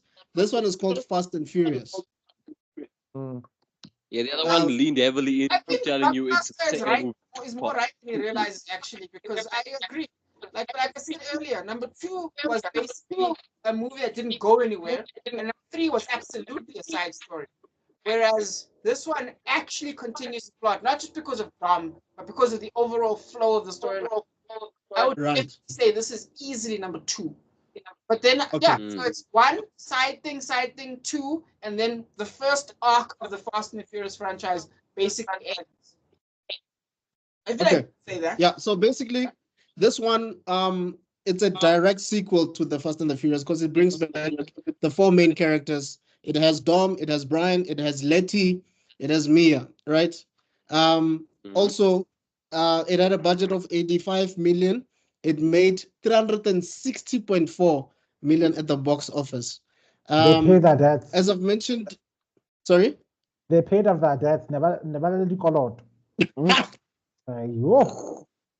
It also has Gal Gadot. We see her for the first time in this one. Her character being Giselle, and also has Laz Alonso, who is in The Boys now. What's his name again in The Boys? Mother's Milk. Mother's Milk, yes. That's yeah, that's right. Yeah, he's the one Yeah. that kills Letty, right? No. shit. Okay. Sure, But it like, is. Well, we think. I mean, this is like, think about it when we're watching it for the first time. He's the one that kills it. Yes. no, but like here's the thing though. Like you see throughout this movie, this is when we start seeing the final form that is Dom Toretto. Like this is when he got bit by the spider. This is when he got struck by the lightning bolt. Like Yeah, this is where Shazam, yeah. Yes. First time he said This is Shazam, yeah. Yeah, this is him Super Saiyan going, like turning into Super Saiyan basically. okay, because like in this movie, right? Brian tracks him down and he finds like this drug dealer, right? He's holding this drug dealer by his foot. Joe, can you just mute for a bit? Gotcha. Just say that again. So I'm saying, Dom tracks this drug dealer down, David Park, right? And he's holding him by a foot. Brian is there and he's like, let him go, Dom. Let me do my job. And he's like, I'm going to kill all of these guys. I forget what they were. Or the Braga guys or whatever. I'm going to kill all these Braga guys. And then Dom drops him. Brian dashes to catch the guy. And Dom disappears. Like, bruh, even Batman would be jealous. Even Batman would ask. No, how that did was you a do that?" Batman moment. Straight No, up. That was a Batman would be Batman confused. moment. Even Batman would be like, Dom, you need to give me notes, dog. How did you do that? How did you do that? How did How you do did that? he disappeared in front of him? It's like he did this. I'll see you, Brian. We didn't get the choo It sound. was instant transmission. This is when I was like, wait, does Dom have superpowers? And then he's interrogating a guy. He's interrogating a guy, right? Trying to find out about the killing of Letty and everything. And there's this heavy ass engine, and he's holding it with a chain. And I'm like, dog, are you Captain America now? Like, what happened between the like what prison did you go to, or what jail? Where have you been training? Like, what car sages have you been visiting? Like, did you do meditation in the car mountains or something? Were you in the car? Like, he learned sage mode from the mechanical sage. the the original V8 engine. But I think also this is where you start seeing that the Fast and Furious villains are not that great. It's kind of like the Marvel formula. Yeah, like the just what's the name? Well, what do they call it? Palette swapping, color swapping. Yeah, like your Scott Man, red Ant-Man, and your yellow jacket, your evil version of the good guy. Yeah. Oh Well, yes, not even yes. that. Just that they're not notable, like at all. Like Braga, the only reason I know him is because I watched the movie today. If I watched this movie a long time ago, like if you ask me 6 months from now who was the villain in Fast and Furious 4, I promise you I'm gonna forget. Dude, I'm not gonna lie to you. Same thing. Like if everybody tells me, like all you hear is Braga, Braga, Braga, Braga, Braga, Braga, Braga, and then the short ass guy comes up. You're like, who are you? Braga? No, you're not. Kid, go home with Braga. Yeah, and then it stops at 6. Then you never hear the name again, if I'm correct, right? No. Yeah, like in jail cell, in the jail No, cell. it's in 7. It's in 7. 7, not 6. Not 6. Yeah. Okay. They actually made that guy's what's an imprisoned sentence in real life. You're like, no, dude. We don't. Nobody needs to see you. Nobody needs to hear you. You go to jail, and only in 7 we release you. Hey, dog, but you can actually see here why Vin Diesel gets so much stronger than before. Because in the gap between the movies, he did Triple X, he did A Man Apart, he did Chronicles of Riddick, the video game, which is actually fantastic. Then he did Didn't he do Find Me Guilty as well? I did Find Me Guilty, The Pacifier, and Babylon. Guilty of. So this man was out here being a superhero for like 5 movies in a row. So no wonder he thought he could be a superhero. Wait, but like, was he a superhero in the Pacifier? No, but I'm just saying he was ridiculously strong. Am I still echoing? Am I the one who's echoing now? No, it's Joe. Oh. And you tell me any man is able to take care of 4 kids in a geese. I would cook that geese in a heartbeat. Do you know how much I hate geese? Anyway, Hey, at the end of the movie, that geese is the thing that saved his life. So, I props to appreciate the that. geese. Swings and roundabouts, I guess. Yeah. No offense to all the geese community out there. Didn't mean Look it. at me. Look at me. I am apologizing for nothing. Down to the geese. You know those things have teeth. They're born to be evil. They have the shortest temper. They'll attack you for no reason. And I'm telling you for this from SPCA will come for personal you, Chief. experiences. SPCA will be at your doorstep to capture Come you. at me. Yo, not with that one. Hey, the amount of time I've got battle scars, the amount of battles I've had with those things.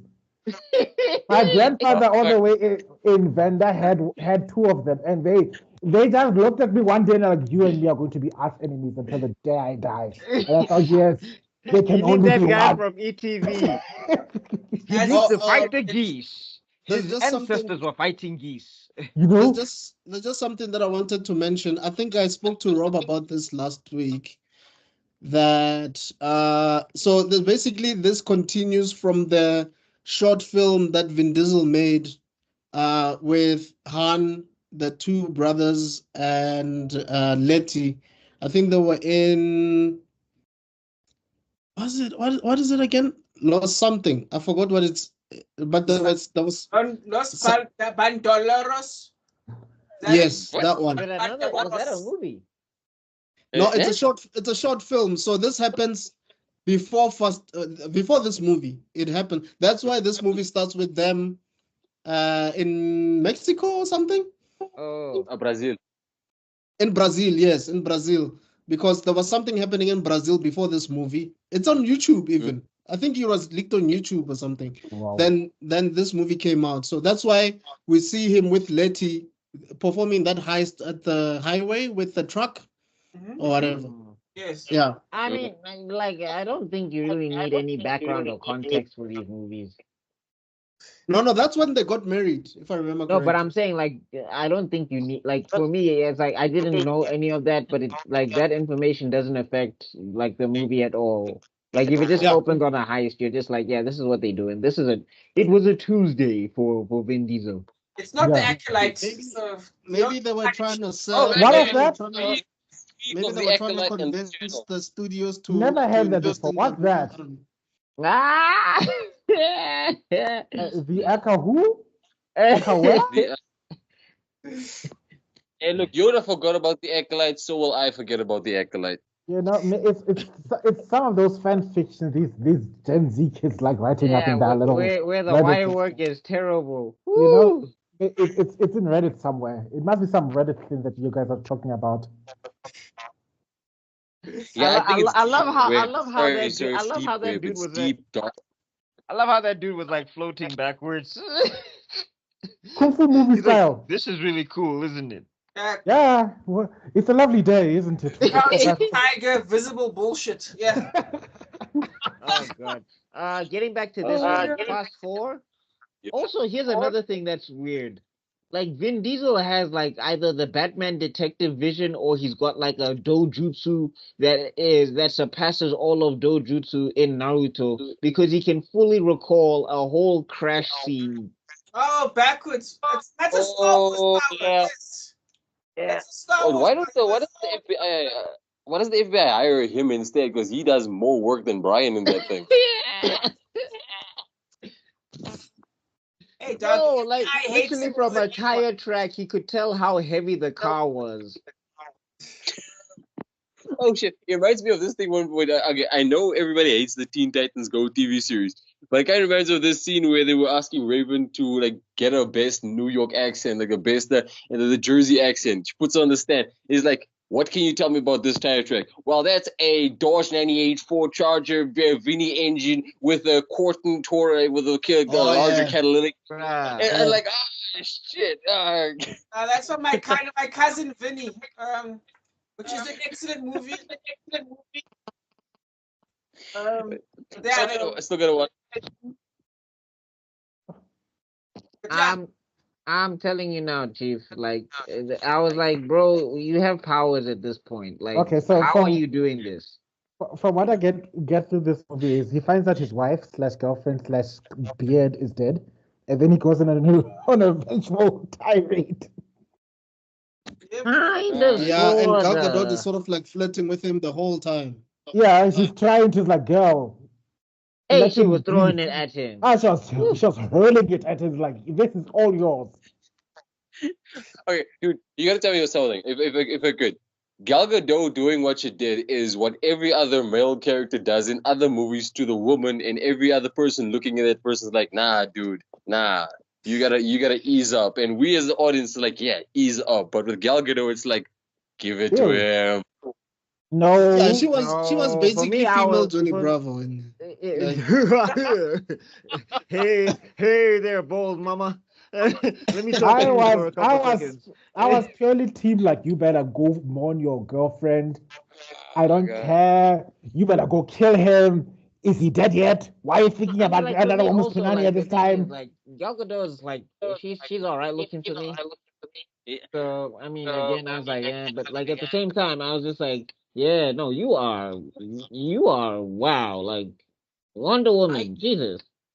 I can't. I'm sorry, but the chick from the second Fast and Furious movie did it more for me than Gal Gadot in the Fast and the Furious. Not to say that she's. What is her name? Thank you. Eva Mendes is hot, bro. Yo. Thank you. No. I'm saying like I saw Gal Gadot and I'm like, okay, beautiful. Are you like an extra or what are you doing here? Ironically, yes. Ironically, she's trying to say that. Eva Mendes had a lot less material, but she's a better actor. Whereas Gal Gadot had more material, but is not as good an actor. Not that she's a terrible actor, but not as good an actor. So it comes with if they'd swapped roles, I think it would have been better for both movies, actually. Yeah, but also she wasn't a damsel in this one. She wasn't a damsel. Huh? So that's what I mean. Yeah, but I think that's why she falls flat. Yeah, she was as blank as the guy from Tokyo Drift. She was like a pawn, and it needed a more meaty, nuanced performer, who is Eva Mendes. Whereas in number 2, it didn't need a meaty performer. It just needed someone who can do the job, which is Gal Gadot. Hence, it'll make more sense for Gal Gadot to do number 2 and then Eva Mendes to do number 4. No, they were not gonna hire her for number 2. Like Eva Mendes was like dominating in that 2000s era. She was saving Ghost Rider. She was saving. She was in Hitch. She was doing things in Hitch. Yeah. But yeah, getting back to this one though. All I want all I want to say is I'm here for the Gal Gadot slander. If she has no haters, then I'm dead. If there's a million haters, then I am one of them. If she has... You'll convert Okay, Kendrick Lamar. Sheesh. Relax. We're just saying that it's a role best suited for. Wait, there's this one guy. Remember, he said I'm you have. not- I love. You can explain all you want. I'm just enjoying the hate. No, But what I'm she saying is was that not. there's She was one not bad in enjoying. the. She was not bad in the DCEU though. She was not Tin, horrible. tin, tin, tin, tin. I've seen Wonder Woman 2. That's a nightmare. That gave me pain. No, look. No, I don't know who it was.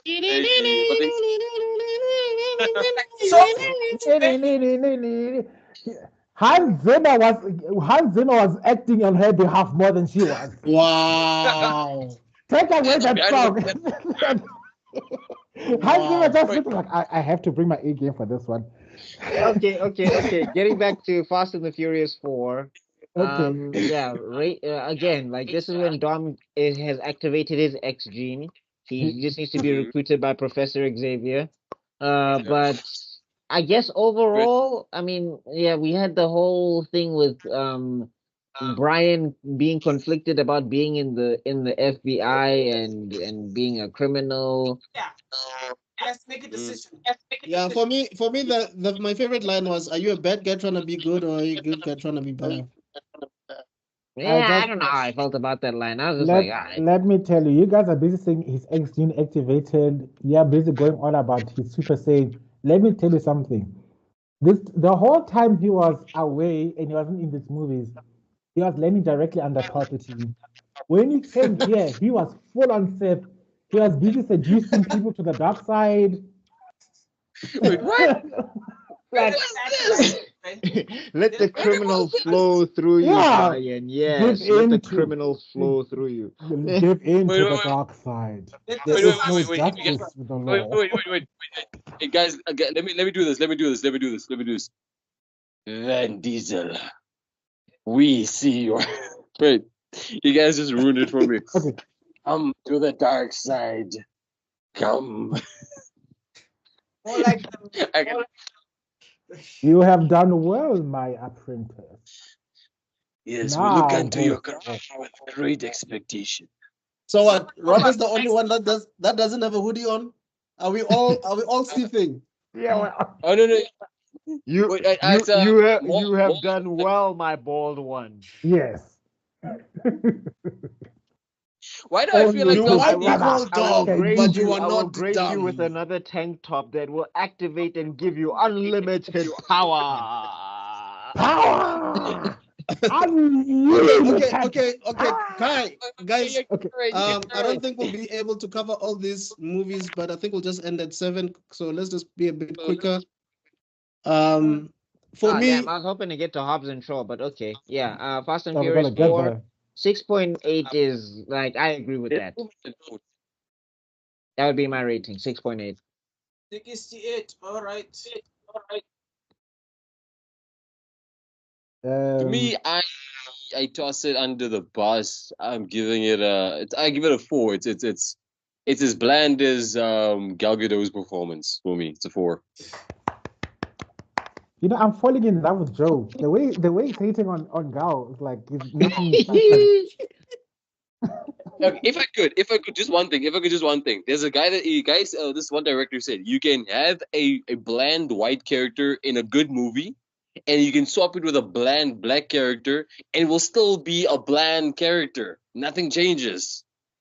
right. So it's yeah, that's it. Okay. Is it my But turn? no, Yeah. Look, my what Just mute Joe. No, yeah. my most humorous part of this movie is how they're trying to make the Mexican border look any sort of competent. wow. To the You just people of want to be Mexico, cancelled the at this views point. expressed. You just want to be cancelled at this point. Like, On a different time, there was still a battle. this is when Hollywood just makes Mexico look all yellow, right? You know? Yeah. Like they had to drive under a tunnel underground and then to make it within 90 seconds, guy. If they knew the truth. It reminds me of Sicario for some reason. It's like, are we now gonna go to Mexico? Yeah, bro. This is when and then when it's Africa, there's just this sound. Ah! You're like, whoa, what's going and on? Then there's the Middle East, dude. No. I'm telling you now, bro. No, I'm telling you now. Every time in London, Africa, it's just the Lion King soundtrack. Like somebody, like you have to cue a Wimbawe, like that. Yeah. Like everybody speaks here in a Wimbawe. Yeah, you need drums and the Africa face. Yes. Side note, guys. Side note, right? You need to check out My Zulu Wedding. I think that's what the movie is called. Don't run away. Hey, Rob, and they have two. Oh yeah, that. No. What's the name? Blended. Yes, as well. Blended. Yeah. We are I'm blending. saying my Zulu Wedding. You need to check it out. It had two American characters, and every stereotype that you think an American has about Africa, it fits within those two characters. Like I think the guy even lands at the airport and he's like, Africa. And everybody's just like, dog, live your life. What are you doing? And he's like, the motherland. And it's like, okay. But anyway. That one where the guy's like, do the lions run free? The guy's like, yes, if they win the Curry Cup. Yeah, it was one of the movies where like only if they win the Curry Cup, so no. Anyway, moving on. Anybody else? I was giving my score. My score is going to be a solid 4. Oh, okay. Purely because, like I said, there was kind of eye candy. The black supervillain that killed the girlfriend was kind of hot. Okay. With that mohawk combination.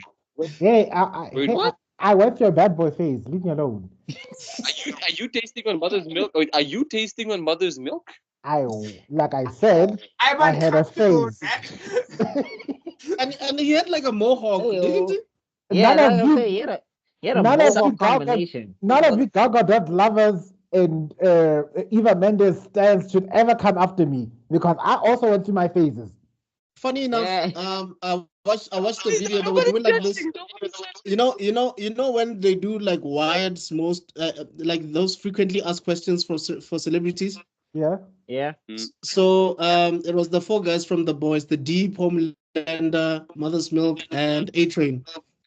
So one of the questions they asked this actor was, were you in Fast and Furious? His response was like, yeah, this is before they went to space. Like this is when it was still more grounded. I was in the Fast and Furious then, before they went into space. Dude, you're busy going through hyperspace through a tunnel across the Mexican. A tunnel that had nothing to talk about. Like in the dark, and there's poles and things, and nobody crashes. Anyway, look, I kind of felt like Elon Musk missed out on this one. Yeah, I give this one a 5. Yeah, 5. Yeah. No. Sorry. I give it a 4. Sorry, a 4. Demotion. Sure. The thing is, this one for me is for me personally, because I didn't watch 3. Yeah. It's the worst of all of them, in my opinion. I hear. I'll say it's That's so it has to be lower than 2. That's why I changed my score because because 9 is the 3rd worst, right? For me. I think this is way well. Okay, maybe it's my own personal. No. Actually, 10 is the 3rd worst. Okay, so but I'm excited. But it's higher than. I'm excited for the second half. All right. You guys are gonna tell me I'm wrong, but I think Elon Musk missed his opportunity on the last Fast and the Furious movies. Like you'd have been like, you wanna use X for your. No, I'm saying you know what they should have called it. You know what they should have called it, and like people have been making this joke all the time. Fast and Furious 10 should have been Fast 10 your seatbelts. Yeah. Yes. Thank you. I mean, we have 2 Fast, 2 Furious, so why not? It's perfect. I fucking love that. No. I think no. 9 is the third worst for me. Sorry, not 10. 9. Anyway.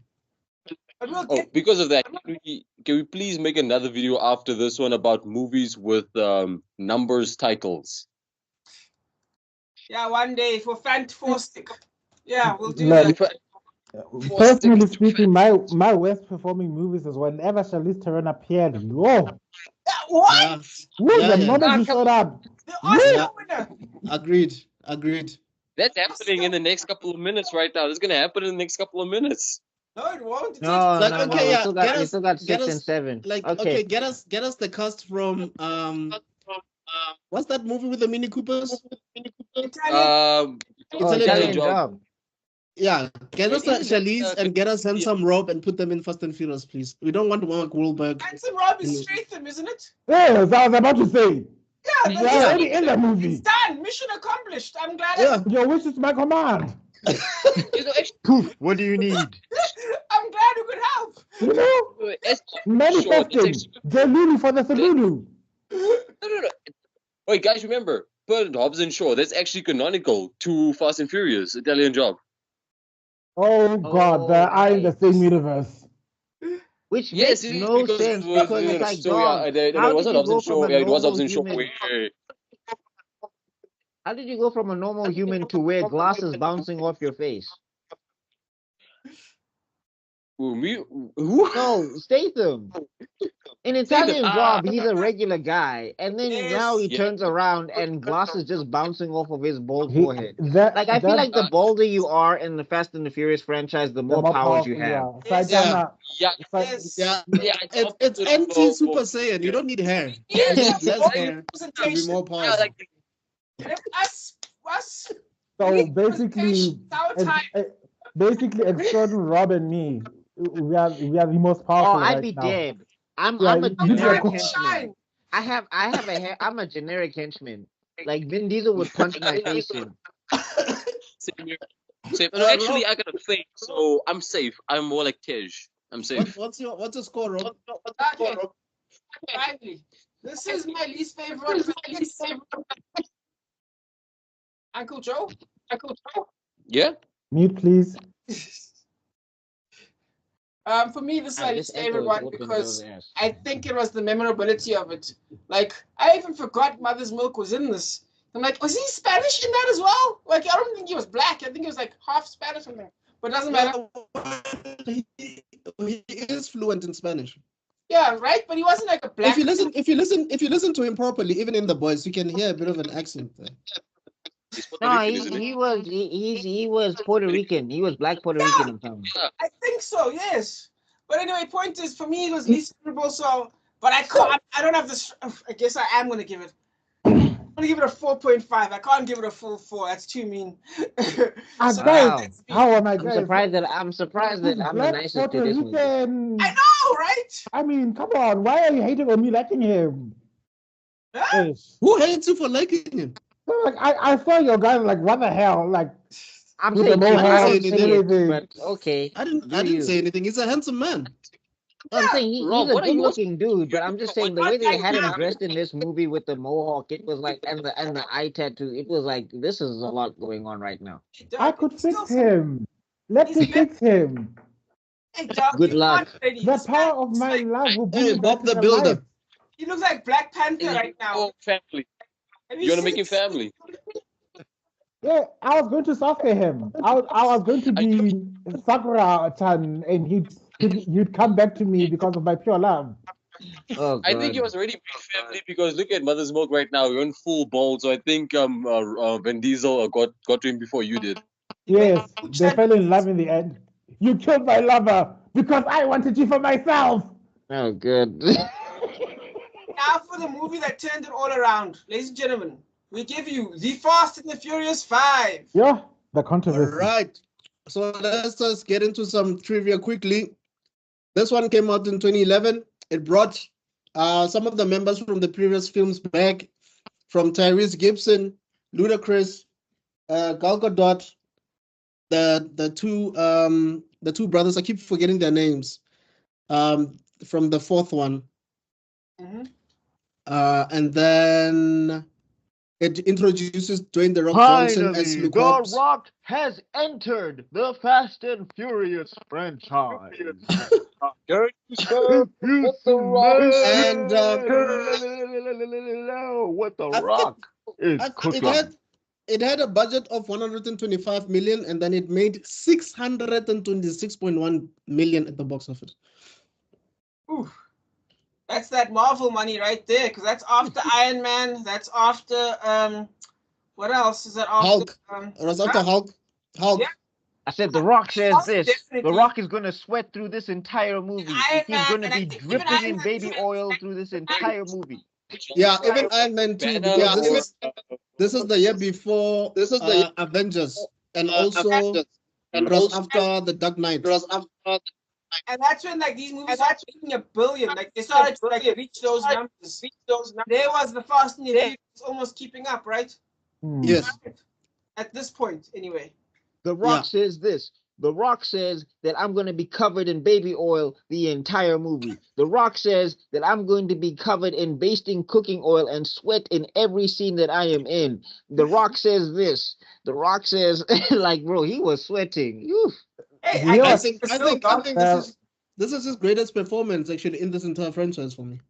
The Rock was sweating because of all the sexual frustrations he had when he looked at Dom. Every time Dom was involved, The Rock was like sweating, looking intense, looking like. I can't wait for Tebelo to write his version of the Fast and the Furious. Even that was like, look, I was thirsty, but this. Are you? What the hell is happening with you two? Funny enough, you guys can correct me if I'm wrong, but I actually feel like in this one, his ego was not too big at this point. He felt like he was a team player. Yeah. He didn't feel like he was too big for anybody or anything. Yeah. And I think that's why it worked, because he knew his place in this movie. He was not bigger than Vin Diesel. He was. No, he was but I mean, they also his give employee. him a lot of stuff, though. They give him a lot of stuff. Yeah, they do. They don't necessarily like rub him off, but at the same time, they do support him a lot. Like he's a big character in this. They did a good job. Rub him off. Yes, and also, I guess you could say, apart from the fact that we get Han back in this one, we get who's this lady again? Geez, man. No, that was in Fast 6. Sorry about that. The MMA fighter. But we get introduced. No, we get Gina Carano in this one.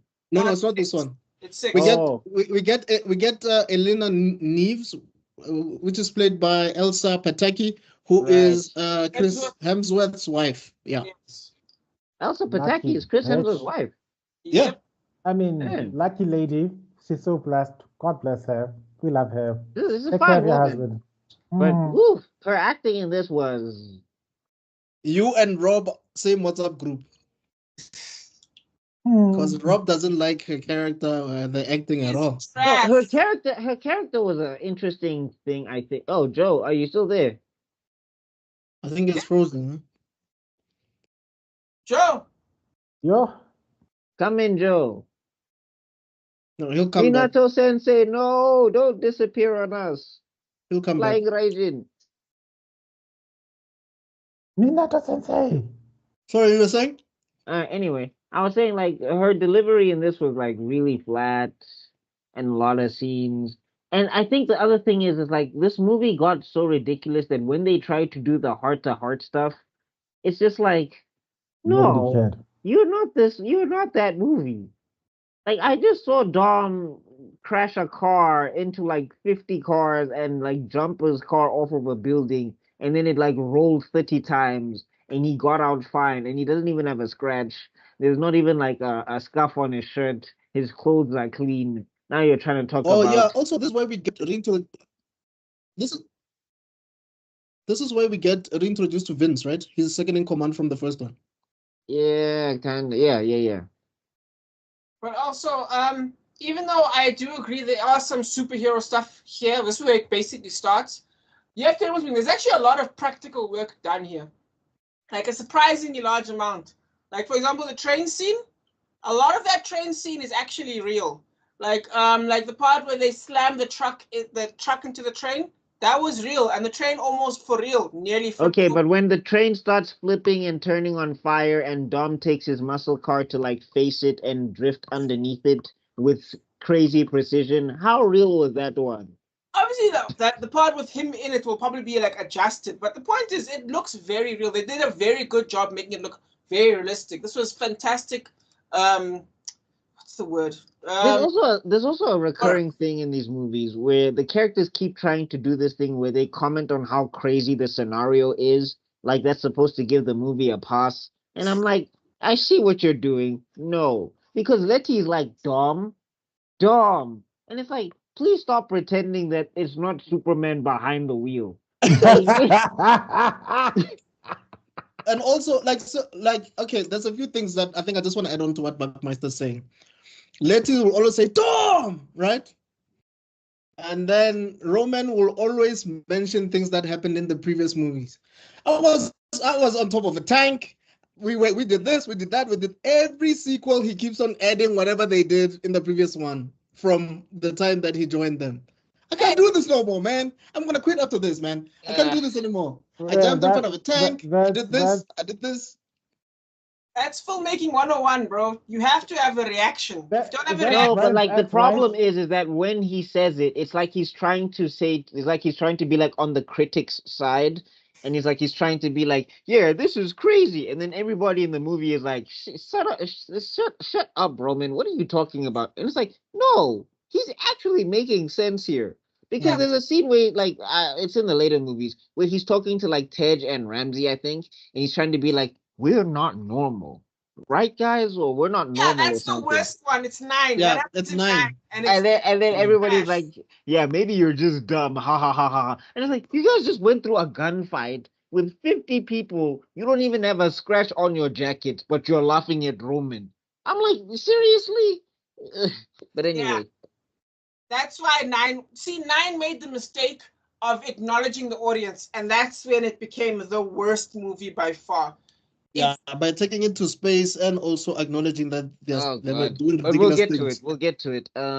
Exactly. I think with Fast and the Furious 5, yeah, the Hobbs stuff is and the Hobbs and Dominic Toretto beef, I guess, is kind of cool. They become like Dom also, like, for 5 seconds it becomes an anime because he gains the power of friendship, because he saves like Hobbs once, and then Hobbs is like, I am Team Dominic now. And I'm like, you guys were trying to kill each other 5 minutes ago. He didn't play a flute or nothing. Dom used the power of the force on him. He fell in love instantly. Everybody just, Dom was like, I don't care what they see this man. He saves him once. I love this man. He's the man of my dreams. And then there's a line behind him. Brian is like, no, that's my man. Some Goku-isms. Yeah, no, everybody's like, no, how dare you try and fall in love with him? He's mine. Get in line. He's gonna choose me. Like, I expected them to start playing "You Are My Friend." Nah, I was like, yo, that was very instant. But this one, to answer your question, Mr. Stroden, Mr. Buckmeister, if I were to end the fight fiction of this thing, it would be definitely a harem isekai. Fast and the Furious isekai. Yes. Does Dom get hit by Truck-kun? Because I'm telling you now, if Truck-kun tried to hit Dom, I think Truck-kun would be the one that gets isekai'd. You guys He'll end up in another universe. You guys, I was waiting for someone to bring it up. Because my theory is, Dom is in an isekai universe. He didn't get Truck-kun, he got train-kun. When that train hit him at the very first movie, he actually died. And all this is basically his afterlife. The Ash Ketchum excuse. Yeah. Oh, that's funny. Like there was a random lady that came down floating from the heavens. Here are your stat boosts. You now have a 15 in strength. You've got a 30 in durability. And the only reason why Brian's character left him in the end and drove different paths is because Brian finally woke up from his coma. Oh, God. And yeah, this is basically a heist film, I guess you could say, because it does have some elements of Italian Job as well. Yeah. And for me, I like it. I like the fact that they brought all these guys in and they're more competent than they ever were. I mean, Taj is competent as hell in No, this but one. like, where did he get these skills from? Like, this is the other thing. They just like I people think they just got their like training jump. arcs, dog. I feel Like like this people is just like jump and, but I'm saying in power scaling, like they just like Tej got like a 15 in intelligence, and nobody told me where, because I remember him fixing cars, and now Bra's talking about this is another plate. This is like a 16-inch volt. It's a 12x4. They what's this? They've got this security system and everything, and I'm like, dog, how did you get that from cars? Like, okay, yo, this is how I see it, ne? From after Too Fast, Too Furious to Fast 4, it's a timescape, dog. Everybody got their training. Everybody got their training. It's a time skip. To the old time MIT. hey, man. MIT. He doesn't Hey, have an man. afro anymore. He cut his hair. But You know he's what I mean? hacking governments, bro. He's hacking like government level official things. I'm like, yo, Yeah, okay. How? That's why I didn't understand when they added Ramsey. I'm like, you don't need Ramsey. You have Taj. Like, I don't understand. What's the whole point of having? Ah, All Ramsey's right, fine. yeah. Ramsey's fine. That's what it is. Ramsey is a beautiful woman. Oh, right. Just Who's so Ramsey funny again? because they don't do anything with that. Oh, She's okay, just that's- there in Oh, all the yeah. movies. Let me tell you. Listen. Okay, then I'm gonna press this gay button. I'm gonna press this gay button till it breaks. Because my headcanon, Roman, the comedic Relief. the comedic relief ends up with other comedic relief ludicrous. Because why they're always together and everything? Why Yeah, they and then all they this bring, and technology? then there's a, Uh-oh. Oh well, that was Yeah. fun. It lasted. Elon Musk decided, fuck this shit. But anyway, It's funny you say that, but there's actually a relationship that actually kind of forms between Han and that's both not making a move. What? Okay, you were quiet. You were silent for a good period of time. And then you were like making a move. Yeah. no, you got genjutsu, chief. Elon came down, Sharingan, and paused your whole connection.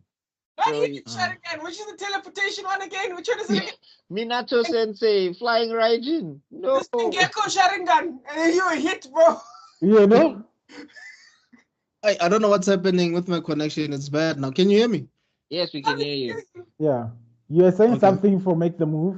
Yeah, make a move, dog. I was like, Oh, I was saying that to prove Tibelo's point, they bring in a hot woman called Ramsey to actually be interested in one of them, but they're still not making a move. Both of them are not making a move. Oh, like this. and even in the story by now, they should be about 40 years old. It's a bit late for making a move at this point. How old are you? No, but still, like, because it's at a point it seemed like she was into Tash, but at the point it seemed like she was into Roman, and none of them made a move. I'm like, hey, It's mostly Tash. No, it's mostly Tash. Like they're playing pranks on Roman and Yeah. all of that stuff in the later movies. But moving on, right? Yeah. Moving She on. just decided, she just saw what was going on and decided to be the fifth flag. She's the grace to, to touch as well. Oh god. Yeah. Basically. All right. So moving on, right? Yeah, this one I Fast and Furious 5. I give it a 7, I guess. I give it a 7. Makes sense. All right. Yeah, makes sense. Yeah. Alright. It's really high, eh? Not available right now. So we'll find out his score later. Tabello? I would give it a fair enough 6. There was decent enough eye candy. It kept my attention for most of this movie. But that heist thing, I mean Was that bank thing, I don't understand. That part broke me for days. Ooh, Those I'm like parts- physics left They the were just- building. Like I feel like Vin Diesel looked at physics and he just kicked it off. Like you know, this is Sparta. That's what Yeah. he did to physics. Like physics, like this is blasphemy. This This is madness. It's family. How can two cars really carry this thing? Like push it? Drag a safe. without any lubrication. No, how do they turn the safe into a weapon? At one point, like he's wielding it like it's like the car had a hand at the back because it's like Dude. whipping the other enemy's cars with the safe. It was beautiful. Yeah. No, they had a Jedi in the back seat. Yeah, that's when Palpatine was busy helping him out. Master, In the boot, actually. guide me. They're like, Go left, go right. I was gonna say, do it, and then the car started riding. Yeah. yeah, and then it looked at the cop car. You have. Okay. My score. Wait, did you give your thing, Tebelo? Oh yeah, mine. I'm gonna give it a 5. It went from 6 to 5. Yeah. No, the physics. I forgot the physics was the part that broke me in the movie. Everyone watching the movie was like, surely this is ridiculous. Come on. I think the physics checked out at 4. I think physics handed in its papers and tendered its resignation at Fast and the Furious 4 because after this, whew. I give it a flipping 10, bro. I said it before, and I'll say it again.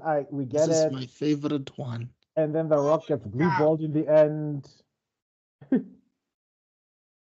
Oh, damn. Okay, well then, mine, I'm going to give it a solid 8.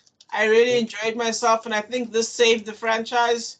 Actually, you know what? 100%. I think it saved the franchise. Cool. So, we're on the last. Oh, wait, we're doing up to 7 still. Yeah, I think we can go up to 7. Okay, so this one is Mr. Can you go up to 7? I'm going to do 3 movies next week then. I mean, well, the following week. Yeah, that's fine. I think that's fine. Okay. Right. Cool. Look. 6. With the things that happen in those other 4 movies that we're going to talk about, there is a lot to get to. Yeah, that's true. Fair enough. Number 6. Owen Shaw. This is the one with Owen Shaw. Mm-hmm. Oh, God. Where apparently everybody now is a master hand-to-hand combatant. and Letty is like Super Saiyan 2 at this point. Is this the one where they fight in Dubai? No, that's 7. No, that's 7. This is why Letty, like we realize that Letty is alive, but she has amnesia. Oh, yeah. And then we learn that apparently when you die in the Fast and the Furious, like, Marvel, you need to take some notes from Fast and the Furious. If you're a main character in Fast and Furious, characters don't die in this franchise. Who said they're allowed to die? Bro took a gun, saw Letty on the ground, he shot the car, and the explosion, it blows her off the mountain. She doesn't die from the fire or anything. She has a force field that protected her from all the shrapnel and things from an exploding car. I was like, for 2 seconds, she turned into Luke Cage. Because otherwise, I don't understand how she's alive or... Okay, some trivia quickly. So the gang is back. This storyline-wise, it's really, really strong in my opinion. We get introduced to Luke Evans, who is introduced as Dom's equal. The budget was Shaw. Yeah, Owen Shaw, yes. Sorry, did I say Duckett? My mistake. So the budget was between 160 to 260 million. It made 788.7 million at the box office. And then this is the one that actually has Gina Carano as Riley Hicks. No, they always had Letty fighting these brolic MMA women. Just to prove that she's the female alpha, I don't get it. Like we already know. 5, and it's like, oh wow, Letty, yeah. And I'm just like, she's always fighting these brolic, like, bench press 250 pounds buff ass women. And she wins. Yeah, and like now it's fair, guys. Okay, now you stand a chance. Now that you're all like, now that you're MMA, your arms are the size of my head. Okay, now. No, but look. To be fair, at this point in the franchise, physics has left the building. No, that's true. It absconded. And also, it was a bit confusing. We didn't know who to root for because at this point, before I guess you could say the reveal, the cliffhanger, or whatever you call it. I don't know what to call it. The reveal, yeah. Gina was The Rock's partner. Like, she was a good person. She was one of the good guys. And Letty was with Owen. So who do you root for? Letty had way more personality than the police lady. Yeah, but she was a bad person at that point. All she did was frown more. That's more personality, Chief, especially in these movies. I would like to agree with you, Mr. Extraordin, but like I said, I'm an old romantic. When I see The First Love, it's the same with I was always Team Taylor, not Team toxic. Brooke. I was No, always but I'm Team saying Taylor, here's the not thing Team though, and Brooke. she writes herself out of the movie even.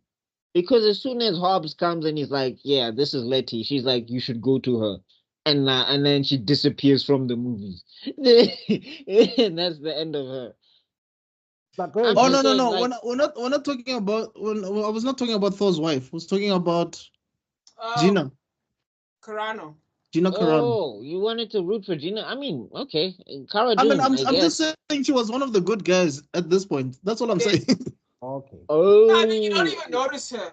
You really just kind of see her smirking in the background. Does she even say anything in this movie? She says like 2 lines, I think.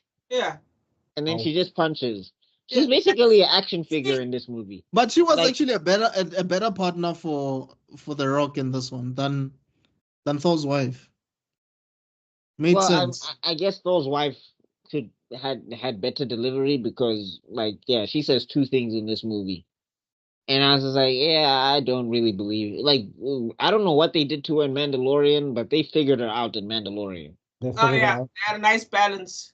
They fixed her. No, but I just mean, like, from a physical standpoint, I think she would make a better partner for someone like Hobbs than Thor's wife. No, true. But again, like I said, you're thinking about physics, Moose. In this universe, if the Fast and Furious gods decide that you can bench press cars with your pinky, it happens. Newton's law does not apply in these movies. Which is funny because technically Thor's wife was the one that got exploded through a window off the 3rd floor onto a car. And they're like, we're fine, right? I'm fine. Yeah, no. You're forgetting about the fact. You're forgetting about the fact that she had the power of the Rock's biceps. That defies all laws of physics. Yes, right. The equation goes bald head, huge biceps equals invincibility. Yeah. That's the Fast and the Furious equation. Was it this one or was it the next one? No, that's the next one. That's 6. But yeah, no, here in this one, right, with Owen and everything. Yeah, I mean, stuff gets ridiculous. Like Owen is just, he's supposedly the evil version of Dom or whatever It's Moriarty versus Sherlock Holmes. They're going for that vibe. You know what I mean? Yeah. And they fell horribly flat, but don't. No, yeah, but Luke Evans really brought it though. That was not his fault. Like he played this role perfectly for me. Is there any role that Luke Evans does that falls flat? No, but like I'm saying the other problem is that they set up like a triangle because remember, now I think he kidnaps Brian's wife or something. Oh, that's at the end. That's the 3rd act. Yes. Oh yeah, no, that's the 3rd act. No, I'm thinking of the next movie. Yeah, with this one, yeah, I mean, you know, we get the weird headbutt. We get the weird swan dive headbutt from Vin Diesel. That was just awkward to look at. And for me, I think this is where he started acting like he's eating rocks, like you were saying earlier on. Yeah, because he's the first time he meets Shaw and they start speaking, I'm like, Dom, open your mouth. Yeah. What's your problem? Hey, open your mouth. What are you saying? No, like I had to watch it with subtitles. He was like, you know, that's good acting. He saw Bane, was like, the toys is yours. He was like, wow, that is good. I can't hear what he's saying. I like that. I could understand Bane. I could not understand. Like at some point, I had to watch it with subtitles because I was like, Dom, what are you saying, bro? He went on a vacation with Stallone, and he was never the same after that. I promise. They exchanged chakra for some reason. How they exchanged it, only the council knows.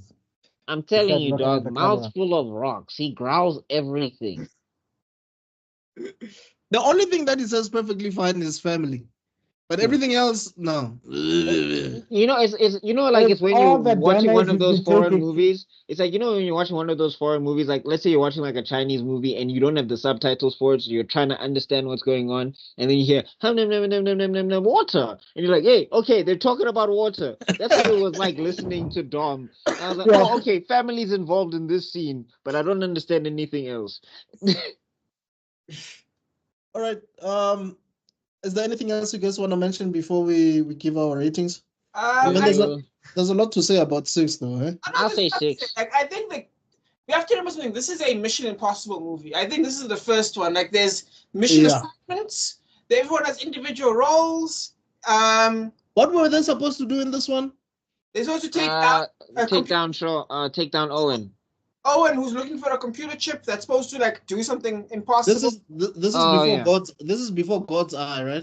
Yes. Yeah, no, this is God's eye light, basically. But yes. All right. And then Owen show up in mission 1, he beats them, and then I believe something happens in the middle, and then mission 2, it ends up with the world's longest runway. Like, the memes are hilarious. Like, when they try to represent how long this runway is, like, it has to be. It's fantastic. Yeah, this is that whole tank thing, right? No, they were driving on Snake Way. Like, that plane was on Snake Way. Yeah, that is Snake Way, you're right. Because I think this is where, like, Dom jumps from one lane to another. To save Letty, that might be 7. In the middle of the highway. Yeah. No, that's no, it's 6. It's 6. It's 6. In the middle of the highway, yeah. Yeah, where there's a tank inside the Yeah, that's 6. Yeah, it's that's 6. Yeah, because Owen's biggest flaw was that he didn't care about the people that he like his team members. He didn't have the power of family. So I think he threw out Letty or something because he knew Dom was gonna go save him.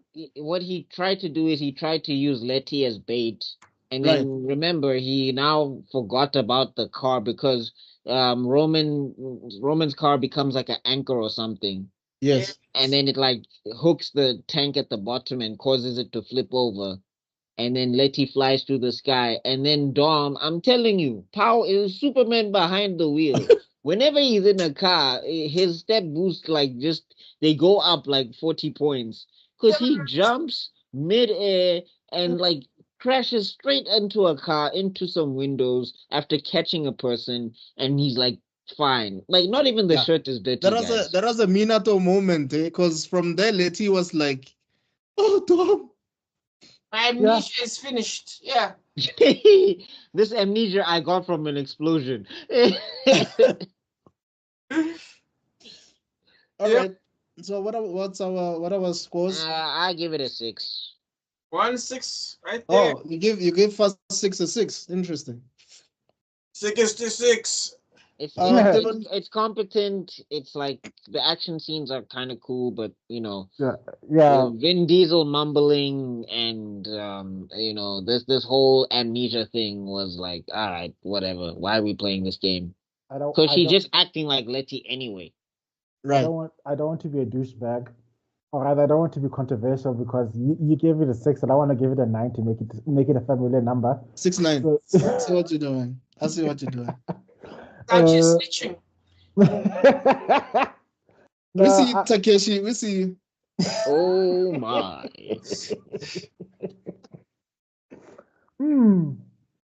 Well, you see, I'm a Luke Evans. I can't say I don't have a crush on him, but I do like him for all the wrong reasons. You mean not acting? Yes. I like his Instagram. Unbelievable. How does that affect the movie, Chief? Is it better? But his name isn't Drake Evans. So I'm gonna be fair and give it a 5. Oh, that's a drop. Okay. Yeah. 9 to 5. All right. Just a shift. Right. Hustling 101. I'm gonna give it an 8. Kevin, how am I more critical than you and I like Kick Punch? Because Hey, man, for me, first 5, 6, 7. I love them. I love them. Yeah. In my opinion, it's all about does the movie achieve its goal? Do you know what I mean? Yeah. I guess so. God has a mission. Because I want you guys to remember, because I think I was a huge fan of these movies. We really, really wanted Letty back. If you guys remember, if you Of remember course you properly. did. You all had the biggest crush on her. Yeah. So when she came, so when we saw her back, that was a huge deal. Yes, you spontaneously orgasmed. I remember. I had the orgasmic dreams too. What do you mean you remember? Guys, I forget that I'm a member of the council. I could hear the entire orgasmic pulses from the manosphere. I was like, oh, what, do you feel that? That is the collective orgasms of all the repressed weeaboos, boys, after realizing this woman You is sense back. a disturbance. You sense a disturbance in the genes. Yeah, like, oh no. And you see, this is. I think this is what kept this franchise alive. We wanted Vin Diesel back. We got him back. Yeah. We wanted Paul Walker back after Tokyo Drift. We got him back. Then we wanted Michelle Rodriguez back after 4. We got her back in 6. And let's not forget, she is a lesbian fantasy as well. Let's not forget that. 100%. So trust me, the lesbians are like, take that, law, and your stupid patriarchal homophobia. And I'm like, I'm not against you guys, but anyway. Okay. Besides the pro-lesbian of Latinus, you have to remember something as well. What you guys said actually rings true in that Vin Diesel, as he was a part of he actually tried to participate in the marketing of it, right? And what he would actually do is actually put on contests to see who you wanted in Fast and the Furious, especially after this one. So, for example, Jason Statham was voted in a competition. Who do you want in Fast and the Furious? People voted. We want Jason, and they brought him in. Who do you want? We want John Cena. I know about the Helen Mirren thing. Actually, I don't think she was voted in. She just kept on pestering Vin Diesel, like, dude, I have to be in this, because she was in Top Gear. If you remember that episode of Top Gear, where she was racing and it was a cool race and whatever, and she said, look, I need to be in one of the Fast and Furious movies, and that's how she came in there. She acted a lot of people into the ground in that movie. Like when Vin Diesel was next to Helen Mirren, you're just like, oh, that's what it's like when an actor opens their mouth. Okay. When an Oscar-winning actress wow, in a movie like this. Wow. Just so you know, Brie Larson and Charlize Theron makes 3 Oscars. No, I know. That's what I'm saying. Wow. It's 4. So it's 4 of them, and they're all female. It's wow. It's Helen Mirren, Charlize Theron, Brie Larson, and who's the other one? Yeah, who's the other one? It'll come to me. I don't know. It'll come to me. Jordan Brewster. Jordana Brewster. No, but she's not bad though. But no, she's not the Oscar winner I was talking about. There's someone, man. I guess we'll figure it out later. Okay. So I guess let's go to 7. Yeah, we rated 7. Not yet. So Luke Evans goes to jail. And then the next movie comes out, and Big Brother shows up. But this is so weird. Didn't he die at like the I thought he died. I was very airplane? Death don't mean nothing. Death don't mean nothing in the Fast and Furious franchise. You know, my we friend thought Letty got shot, and then Gigi, it's an explosion. My friend said it quite eloquently. He said, this movie is the straight man's version of The Bold and the Beautiful. No one dies. Love triangles don't count for anything. If you get impregnated while this person is dead, the relationship isn't over. She can still forgive you. It's got all the tropes of every. It just doesn't have Mourinho though. Yeah. Like also. What's that guy's name again? The bad guy that was in both Bold and Beautiful and Stefano. Yeah, exactly. It doesn't have Stefano. That's the problem. Okay, Hal and Gal Gadot kept on kissing each other the whole time and being all sexual, and then in this one she just decides to sacrifice herself, right? Yeah. That was the last one. That was 6.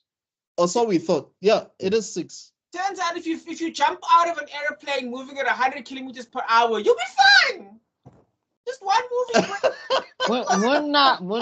When we get to Fast 9, when we get to even Fast 8, but when we get to Fast 9, guys, yo, at some point, I think the at ridiculousness some starts at point, these 7. cars are firebenders. At some Cars point, don't these fly, cars dome. went to the mountains. They trained with the dragons and Lord Zuko. Hotel to hotel. They can. No, I'm saying they can bend fire. These cars, guys. Yes. But anyway, moving to Fast 7. This is when the powers full on activate. Like Letty lost her memory, but somehow she gained the ability to be able to fight 3 hand-to-hand combatants at once, and beat 2 of them and tie with the other one.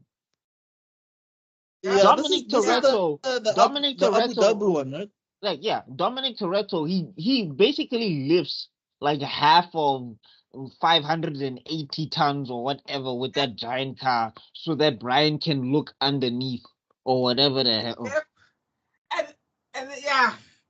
And Okay. then 7 doesn't how do they save the baby from like the car exploding? They just like close the door and be like, don't worry, I'll be your shield. Oh and, yeah, there's that. Dom, to avoid the explosion, he just lies down. Yeah, no, dog, he dives and lies down. Like they're fireproof at this point. It's by your feet. What are you diving for? It's over. Okay, I just want to say a few things. One, this one was directed by James Wan, not Justin Lin. Nice, Conjuring Man. Jimon, Aquaman. Yeah, okay, fine. You know him for Aquaman. I know him for Conjuring. But anyway, yeah. It also has Jimon Hansu. No, I was just adding to what you were saying. Oh, okay. Yeah, Jimon No, it's not Hansu, Digimon, it's Jimon. Who just screams at Isn't it is it Jimon or Jimon? It's Digimon. Not Digimon. It's either Jimon or Jimon. I don't know. I've heard it say Jimon. I've heard them say Jimon, but I say Jimon. Yeah, I don't think people in this country call him Jimon, but I could be wrong. Okay, we'll stick with Jimon. Jimon Hansu. You all just say, where is the diamond? We need to call these people, guys, during our recordings. But anyway, there's Kurt Russell. Yeah, I've got him on speed dial. Don't worry. But I'm saying Jimon Hansu is wasted in this movie. He is wasted. Just like in any other movie, right? Damn it. Yeah. Every time. What is it with this guy? Who is his agent? Okay. And then there's Kurt Russell. There's Jason Statham. It had a budget of 190 million. It made 1.515 billion at the box office. By the way, Jesus. I think this is the movie that actually became the fastest grossing film in history, if I'm not mistaken. I think you're right, yeah. Yeah, because I think in 6 days it made 1 billion, if I remember correctly. I think you're right, yeah. Yeah, I remember even when these movies came out, I would always want to go and book to watch them, right?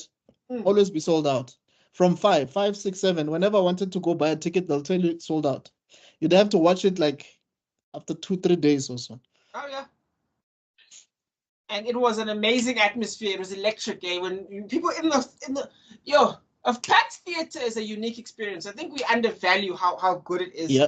It's a whole other experience. This one and Endgame were some of the most magical experiences of my film-loving career, dude. Okay, yeah.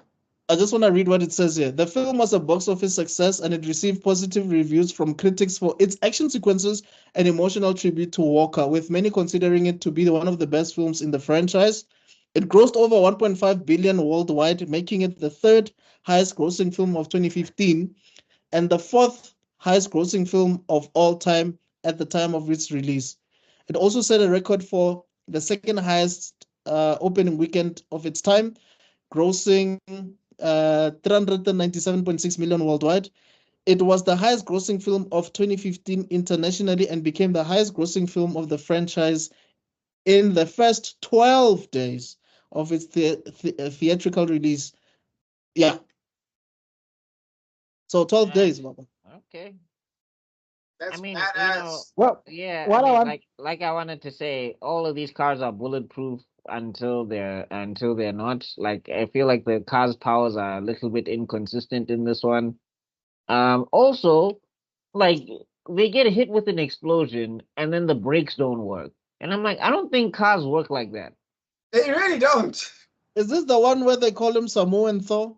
Like where they go No, to I'm like an talking about auction? when they're driving from building to building with the Burj Khalifas and everything, and Dom is just like with the power of anger and concentration, I'm Oh, going yeah. to make this car fly between I two remember that. towers. And I'm Yeah. just like, when he says the brakes are out, and I'm like, Get out! It's how? how this works. And what's funny is, do you remember the trailer? Does anyone remember the trailer of this movie? Yeah. Yeah. We yeah. were all of us who watched trailer like, this is ridiculous. But Because we we still saw it go went. from one building to one building. None Yeah. of us knew that in between there's another building. None of us knew there was a third building. Yeah. Because he did this twice, right? Yeah, dog. Yes. In the trailer it's once, but in the actual movie it's gish. So you're like, But also, guys, do you actually remember how the trailer was like? We saw that, right? But we also saw Paul Walker running from a bus that was about to, like, I don't know, fall from oh, a cliff. fall off a cliff, yes. And then he Oh, was yeah. getting out of that bus, and then and then as he was jumping, I think Letty caught him or something. Yes. Yeah, Yes. basically, and then she That like was- drifts him to the side. Like these cars are practically judo masters. I believe these cars Yeah. have black belts Oh, in like And- jujitsu or something. And These we cars- also saw these cars coming out of an airplane. So that trailer was insane, dog. Let me tell you something. All these cars are actually Transformers.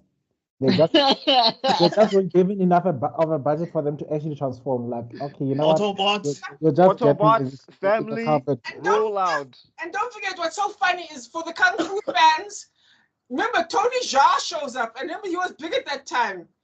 And he was and that was in that car scene, in that bus scene, Tony Jaa just whooped his ass in the first place, and then he runs a thing and then jumps. Like, it's not just him running fresh and Yeah, fit. like Wait, which Andrew movie Hurt. was it? Am I confusing movies? There's a No, movie but where guys, come on, we can't do that because in Fast 5 and Fast 6, people are getting clocked in the face and punched with wrenches and things, and they walk it off like it's fine. am I confusing characters now? Which movie was it where there's a lady, she had to jump out from one car from one highway to another, and That's Dom, less. That's 6. Dom catches her mid-air Yes, from we're one. talking about that. Yeah, we spoke about that. was That's 6. That was 6. What kills me is I remember watching it with my cousin, and there's a line we like to say, right? Like Mashana TV or Mashana Machacha or something like that. At that moment, we went up 4 octaves because we started on Mashano RTV.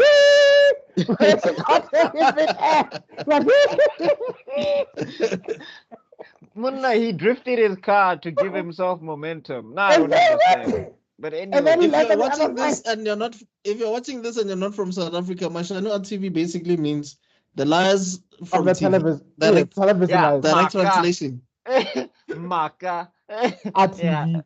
Oh, by the way, Makama Chacha means Anglican lies. It came from my grandmother my grand aunt, I guess she was Catholic. And whenever, because of that, in Lesotho, there's a big issue between the Catholics and the Anglicans, more or less. So whenever something's a lie, they're like Anglican lies. Oh god. Yeah. Anyway, Wow. yeah, getting back to Anyway, this movie. yeah. We like also they do the relay race with Ramsey, and like that also was like crazy to me because I'm like, first off and foremost, let's talk about that bridge fight quick before we rate this thing. When Dom stomped on the bridge, I was like, so you're the Hulk now? Yeah, they had like two. Yeah, There's like that's 2 right. villains in this one, right? There's 2 villains in this movie, right? Yes. Or 3. Yeah, one and a there's half. two. It's Jimon. It's Digimon is a half villain. It's He shows Jason. up like a couple in It's scenes. Jason. And then who's the other one? Okay, no. Tony Jaa is a henchman. So Yeah. Digimon and it's Jason. Yeah. Okay. Digimon is trying to get the I think so remember God's Eye. God's Eye. He's trying to get the corks, the thingamajiggy that they steal first, so then he has to go after them. Yeah. And then and then they do this lame thing where the story gets distracted. They go to the beach for no reason to go fetch Ramsey or something like that. Yes. And then the pacing here is probably one of the worst of all the movies. Besides, it's all over the place, man. It's like they didn't know what to do because initially the reason we wanted to watch this was because of Jason Statham. That's why we wanted to watch it. Yes. Then they introduce a new character, Mr. Nobody, by Kurt Russell, and now he's hiring them because he has more power than all. And it just goes wayward. And they write The Rock out of it by giving him an opening scene, and they leave him out until the end. And then there's like it's because he was shooting. He was shooting Hercules at the time. So once he was done with Hercules, I think he took some of the Hercules strength and he put it in this movie. Yeah, because dog, how did he break his cast apart? Dude, just like this. In trouble. My boyfriend my lover is in trouble. I must rescue him. And then he picks up the machine gun with the broken arm and fires the Calvary. No, you're not. And fires a machine gun. Mind you, they can't guys. Why do we pick on stormtroopers? I feel like we pick on stormtroopers. We're not fair to stormtroopers. I feel like there needs to be like a PSA. Stormtroopers just need to come out and they just need to be like, you guys always talk about us. You never talk about any of these henchmen. Because they are at an elevated position. The Rock is not moving. And at some point, the bullets are circling the Rock. And they miss. Like, the bullets are flying towards the Rock. And they're like, oh, snap, that's the Rock. Move around. All the bullets fell in love with his Riz. Like, oh, he's so handsome. No. What I didn't understand is, okay, we saved Ramsey, but then she's still part of now she joins them? Like, is this Dragon Ball Z? Are you a Z fighter now? No, Dom belongs to the Pokemon crew. Once he catches you, you're done. You gotta catch them all. In number 10, they actually reference it. They're like, they low-key basically said, you've been talk no jutsuing everyone around you, and now I'm going to use it against you. In number 10, they basically say that. It's kind of funny, actually. It's I think that's the at some point, there's too many members. I forgot about some of these people. Those two Mexican dudes. Those two Mexican Brazilian dudes. Those two Brazilian dudes, sorry. Those two Brazilian dudes in Fast and Furious, what was it, 4? 4 and 5. And 5. Yeah, I don't even remember who they are. Because they came even in this one, they actually feature in this one. There's a point where Brian was in hiding, I think, and you could tell this is the only one mistake that they make in this movie, because when he was with Mia and that other one of the Brazilian guys, the one that speaks English, they show Brian with a different haircut. Oh, really? Yeah. I did not notice. Yeah. If you look at it, you'll see that you can tell that's a scene from an old movie, because that's what they did. They'll cut certain clips from old footage and then they'll splice it in. Make it work, no, they have to. Makes sense. But yeah, no. Shout out to Paul Walker. I feel like he was a lot of the. I mean, he wasn't like the heart of these movies, but him and Dom's. Oh, he was though. I think he was. He was definitely the heart. If Dom is Tony, then Brian is Cap. I guess so. I would say he's the Flash in the Justice League. Oh, wow. The heart, basically. I would say so. Because the thing is, a lot of fun things happen that aren't stupid. Okay. Yeah, also, the thing is, I think Paul Walker was really a team player as an actor, because he never, fought for scenes where he gets to be invincible. Because Brian gets his ass kicked in a lot of fights.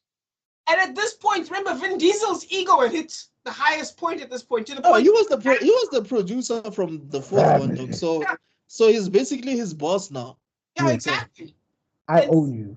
Not just in the story, but in real life. I'm your boss, chief. Meanwhile, they're like, but Paul Walker didn't really give a shit. He was like, no, man, we're having fun. We're doing this. And that's amazing. I own you. Yeah. Yeah, and I'm saying, he also let his character get his ass kicked. Yes.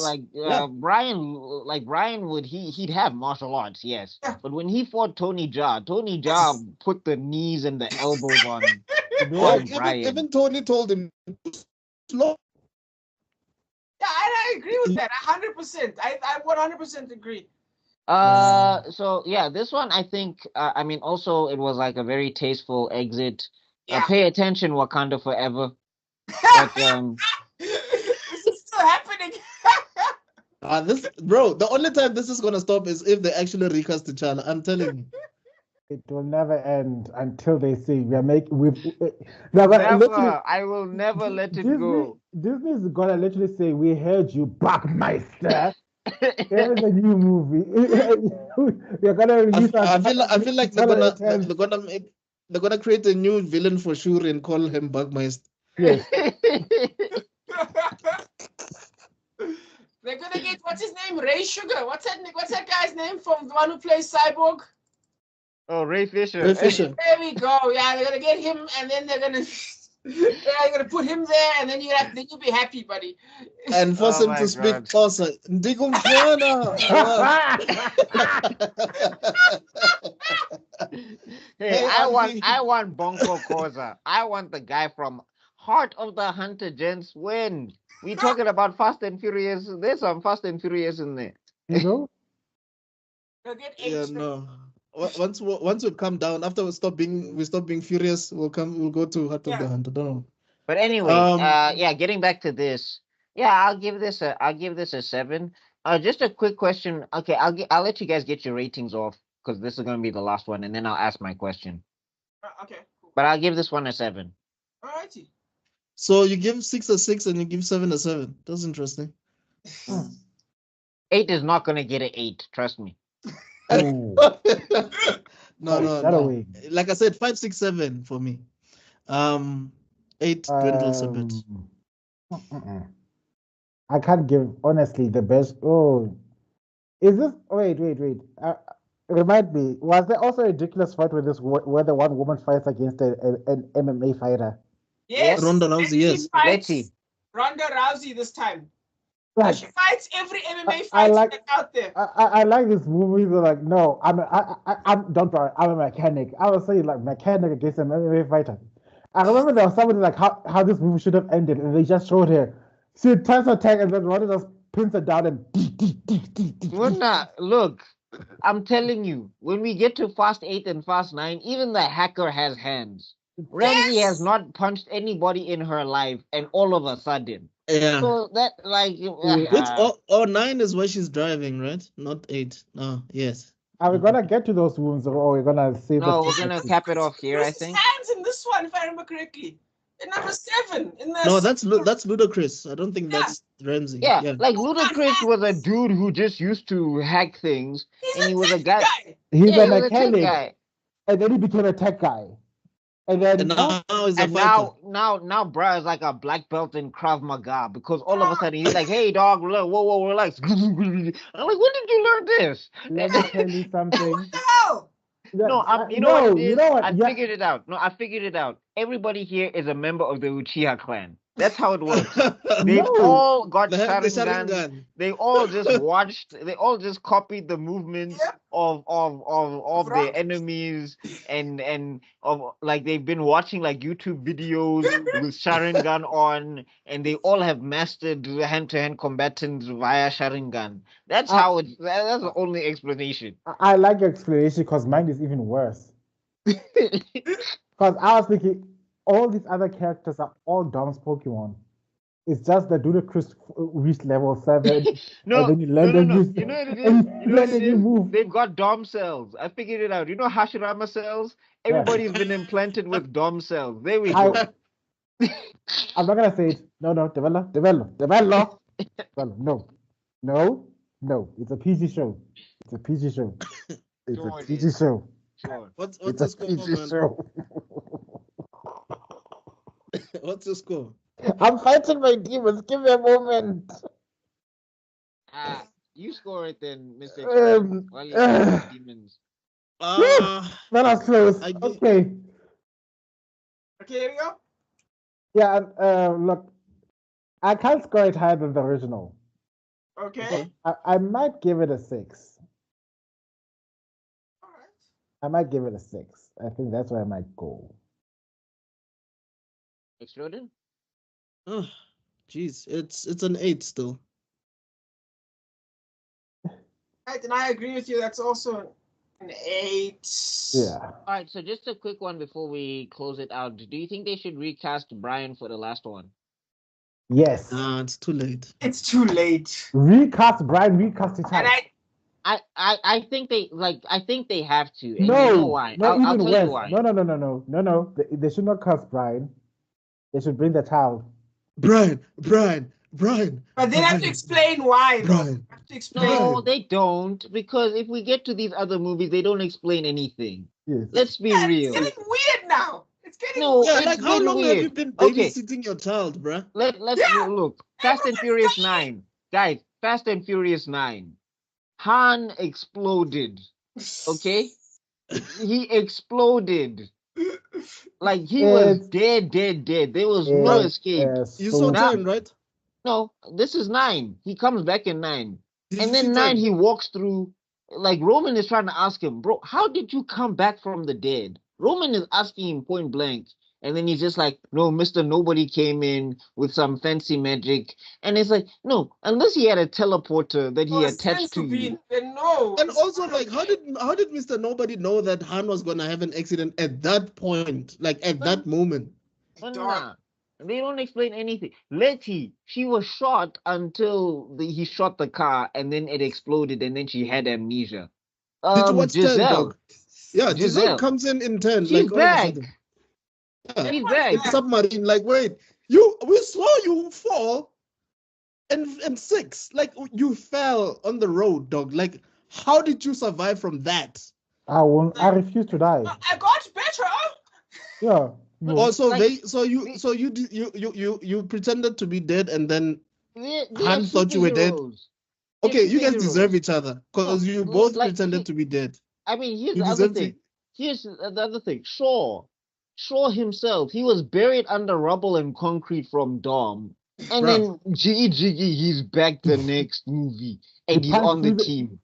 He punched through the rubble like Spider-Man.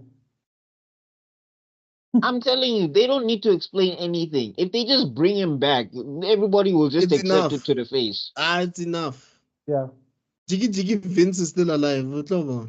Oh, go on, I'm fair too. He didn't die. The bullets, he'll have a Wolverine healing factor. The bullets will just stop Bruh. popping out of his stomach. The only person that died from Dom's team is the guy that was killed coloning in the first one. No, By he'll those come back. agents. If they remember him, he'll come back also. He'll be like, no, Dom, it missed my carotid artery. You just hear the bullets jiggered my heart or whatever. Yeah, we just hear the And theme now I'm playing. back to help White you with people one have last one drop. life in the Fast and the Furious movies. They got one life. Yes. So No, they don't, because Gal Gadot, right? Also, Like, Vince is white, She's isn't not- he? Huh?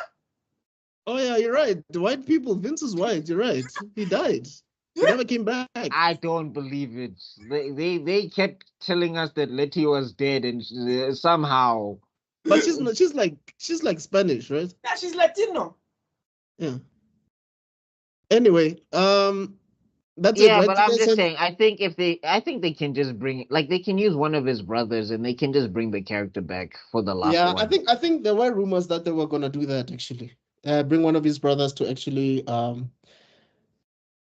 act out Brian's parts. No, because the other thing is, like, the movies keep using Mia on top of that, and it's just like that's why it's weird. Like, if they No, took but Mia, Jordana also said that there's no reason for her not to come back. That's what she said. That's how no, she but came I'm back. saying, like, the thing is, she hasn't done anything in a long time. She was a yeah, chick. but I'm saying, like, that's the thing. First off, she's the one that's like pushing him to get out, right? That's Uh-huh. her whole character, like in Seven. Oh, true. And then also the other thing is, it's just like I don't see why they would make Brian a character where he'd be cool with his wife running off into danger when they've spent their whole relationship being like, you can't run off into danger. So Yeah, that's it's why out I'm of just like, character. you need It's out of you need to recast Brian and have them just be there together, because now it looks weird.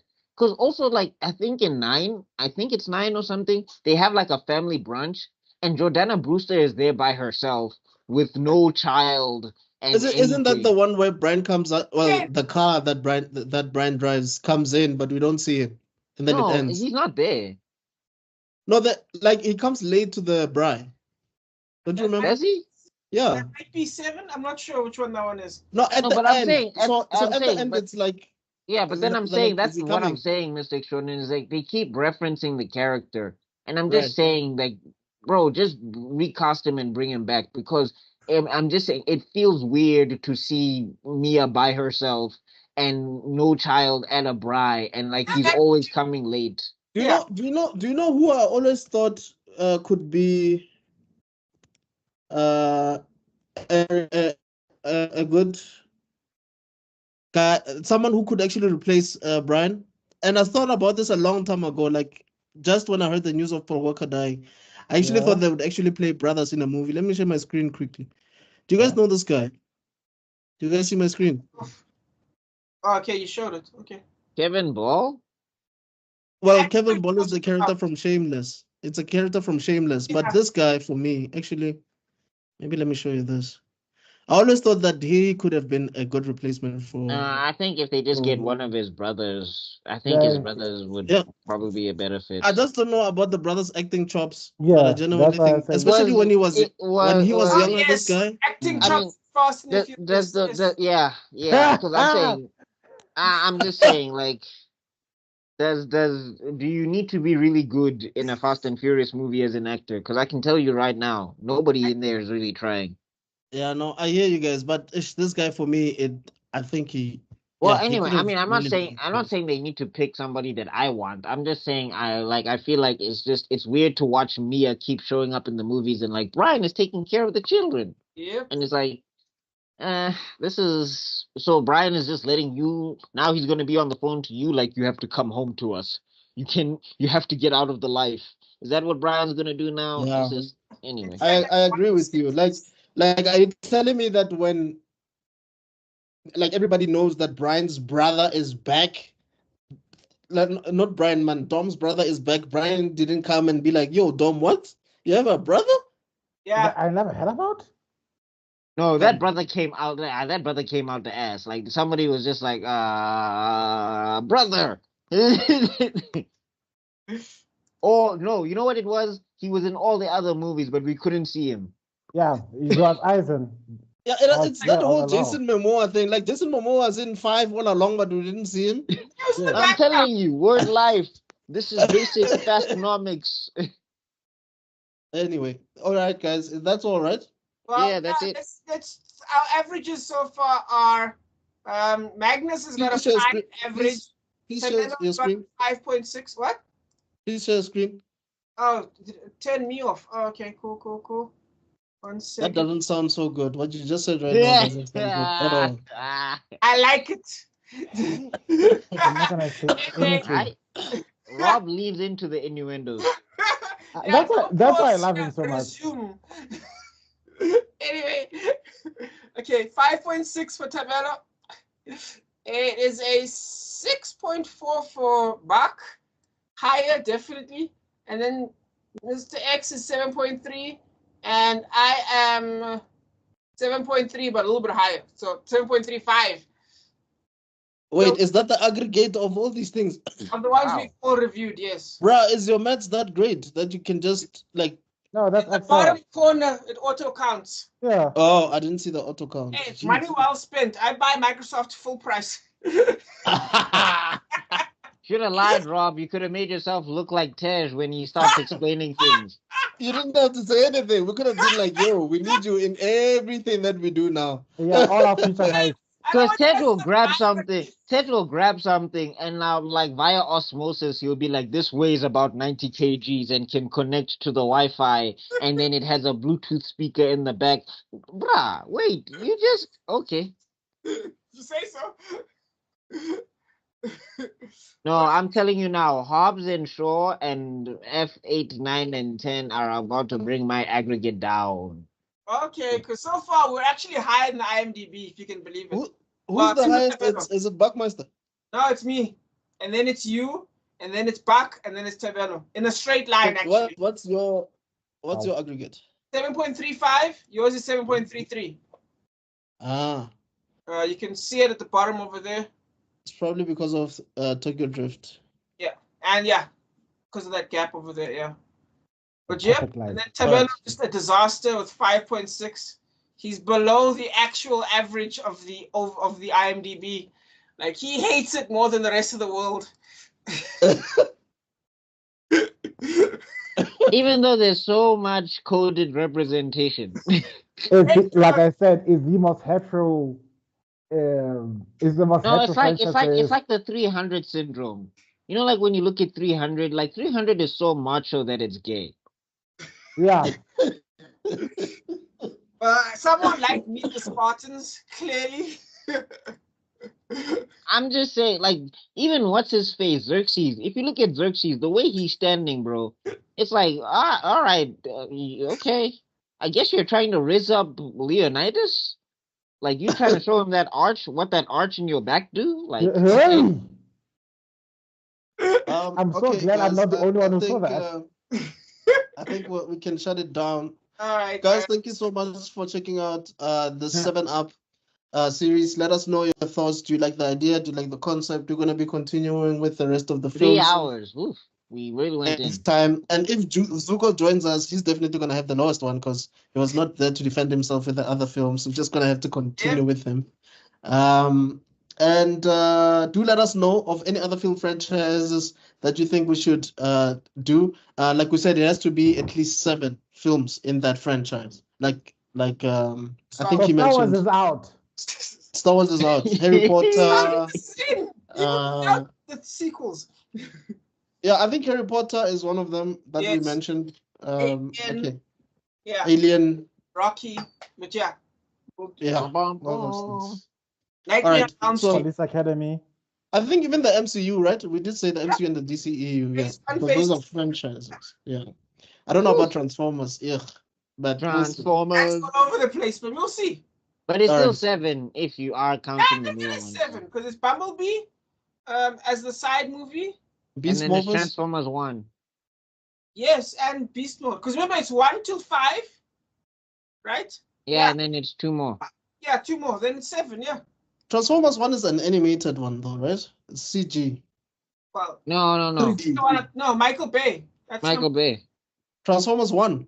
Yeah, explosions. It's called Michael. It's called Transformers. Oh, okay. No. I thought you guys were talking about Transformers 1 that came out last year. No. We're talking about the Michael Bay movie. That'll be number 8. Yeah. That'll be Okay. number 8 then. But it's not a live action, that one. Okay, we'll decide if you're gonna add it. We'll see. All right. Okay. Anyway, guys, thank you so much.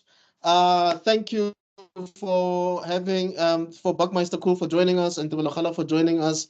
These guys have crazy great insights. If you love any of the things that they have said and how funny enough, these two are actually aligned with in a lot of things. They can finish each other's sentences or say the same thing at the same time. They just didn't do it today. I don't know why. Maybe it's because it's too hetero for them. Who knows? But yeah, thanks to Rob Siveko. Thanks to Rob Siveko for also coming up with this cool concept and then showing us this crazy graph that he did, which is cool. And yeah, we'll see you guys on the next one. Cheers. Peace. Ah.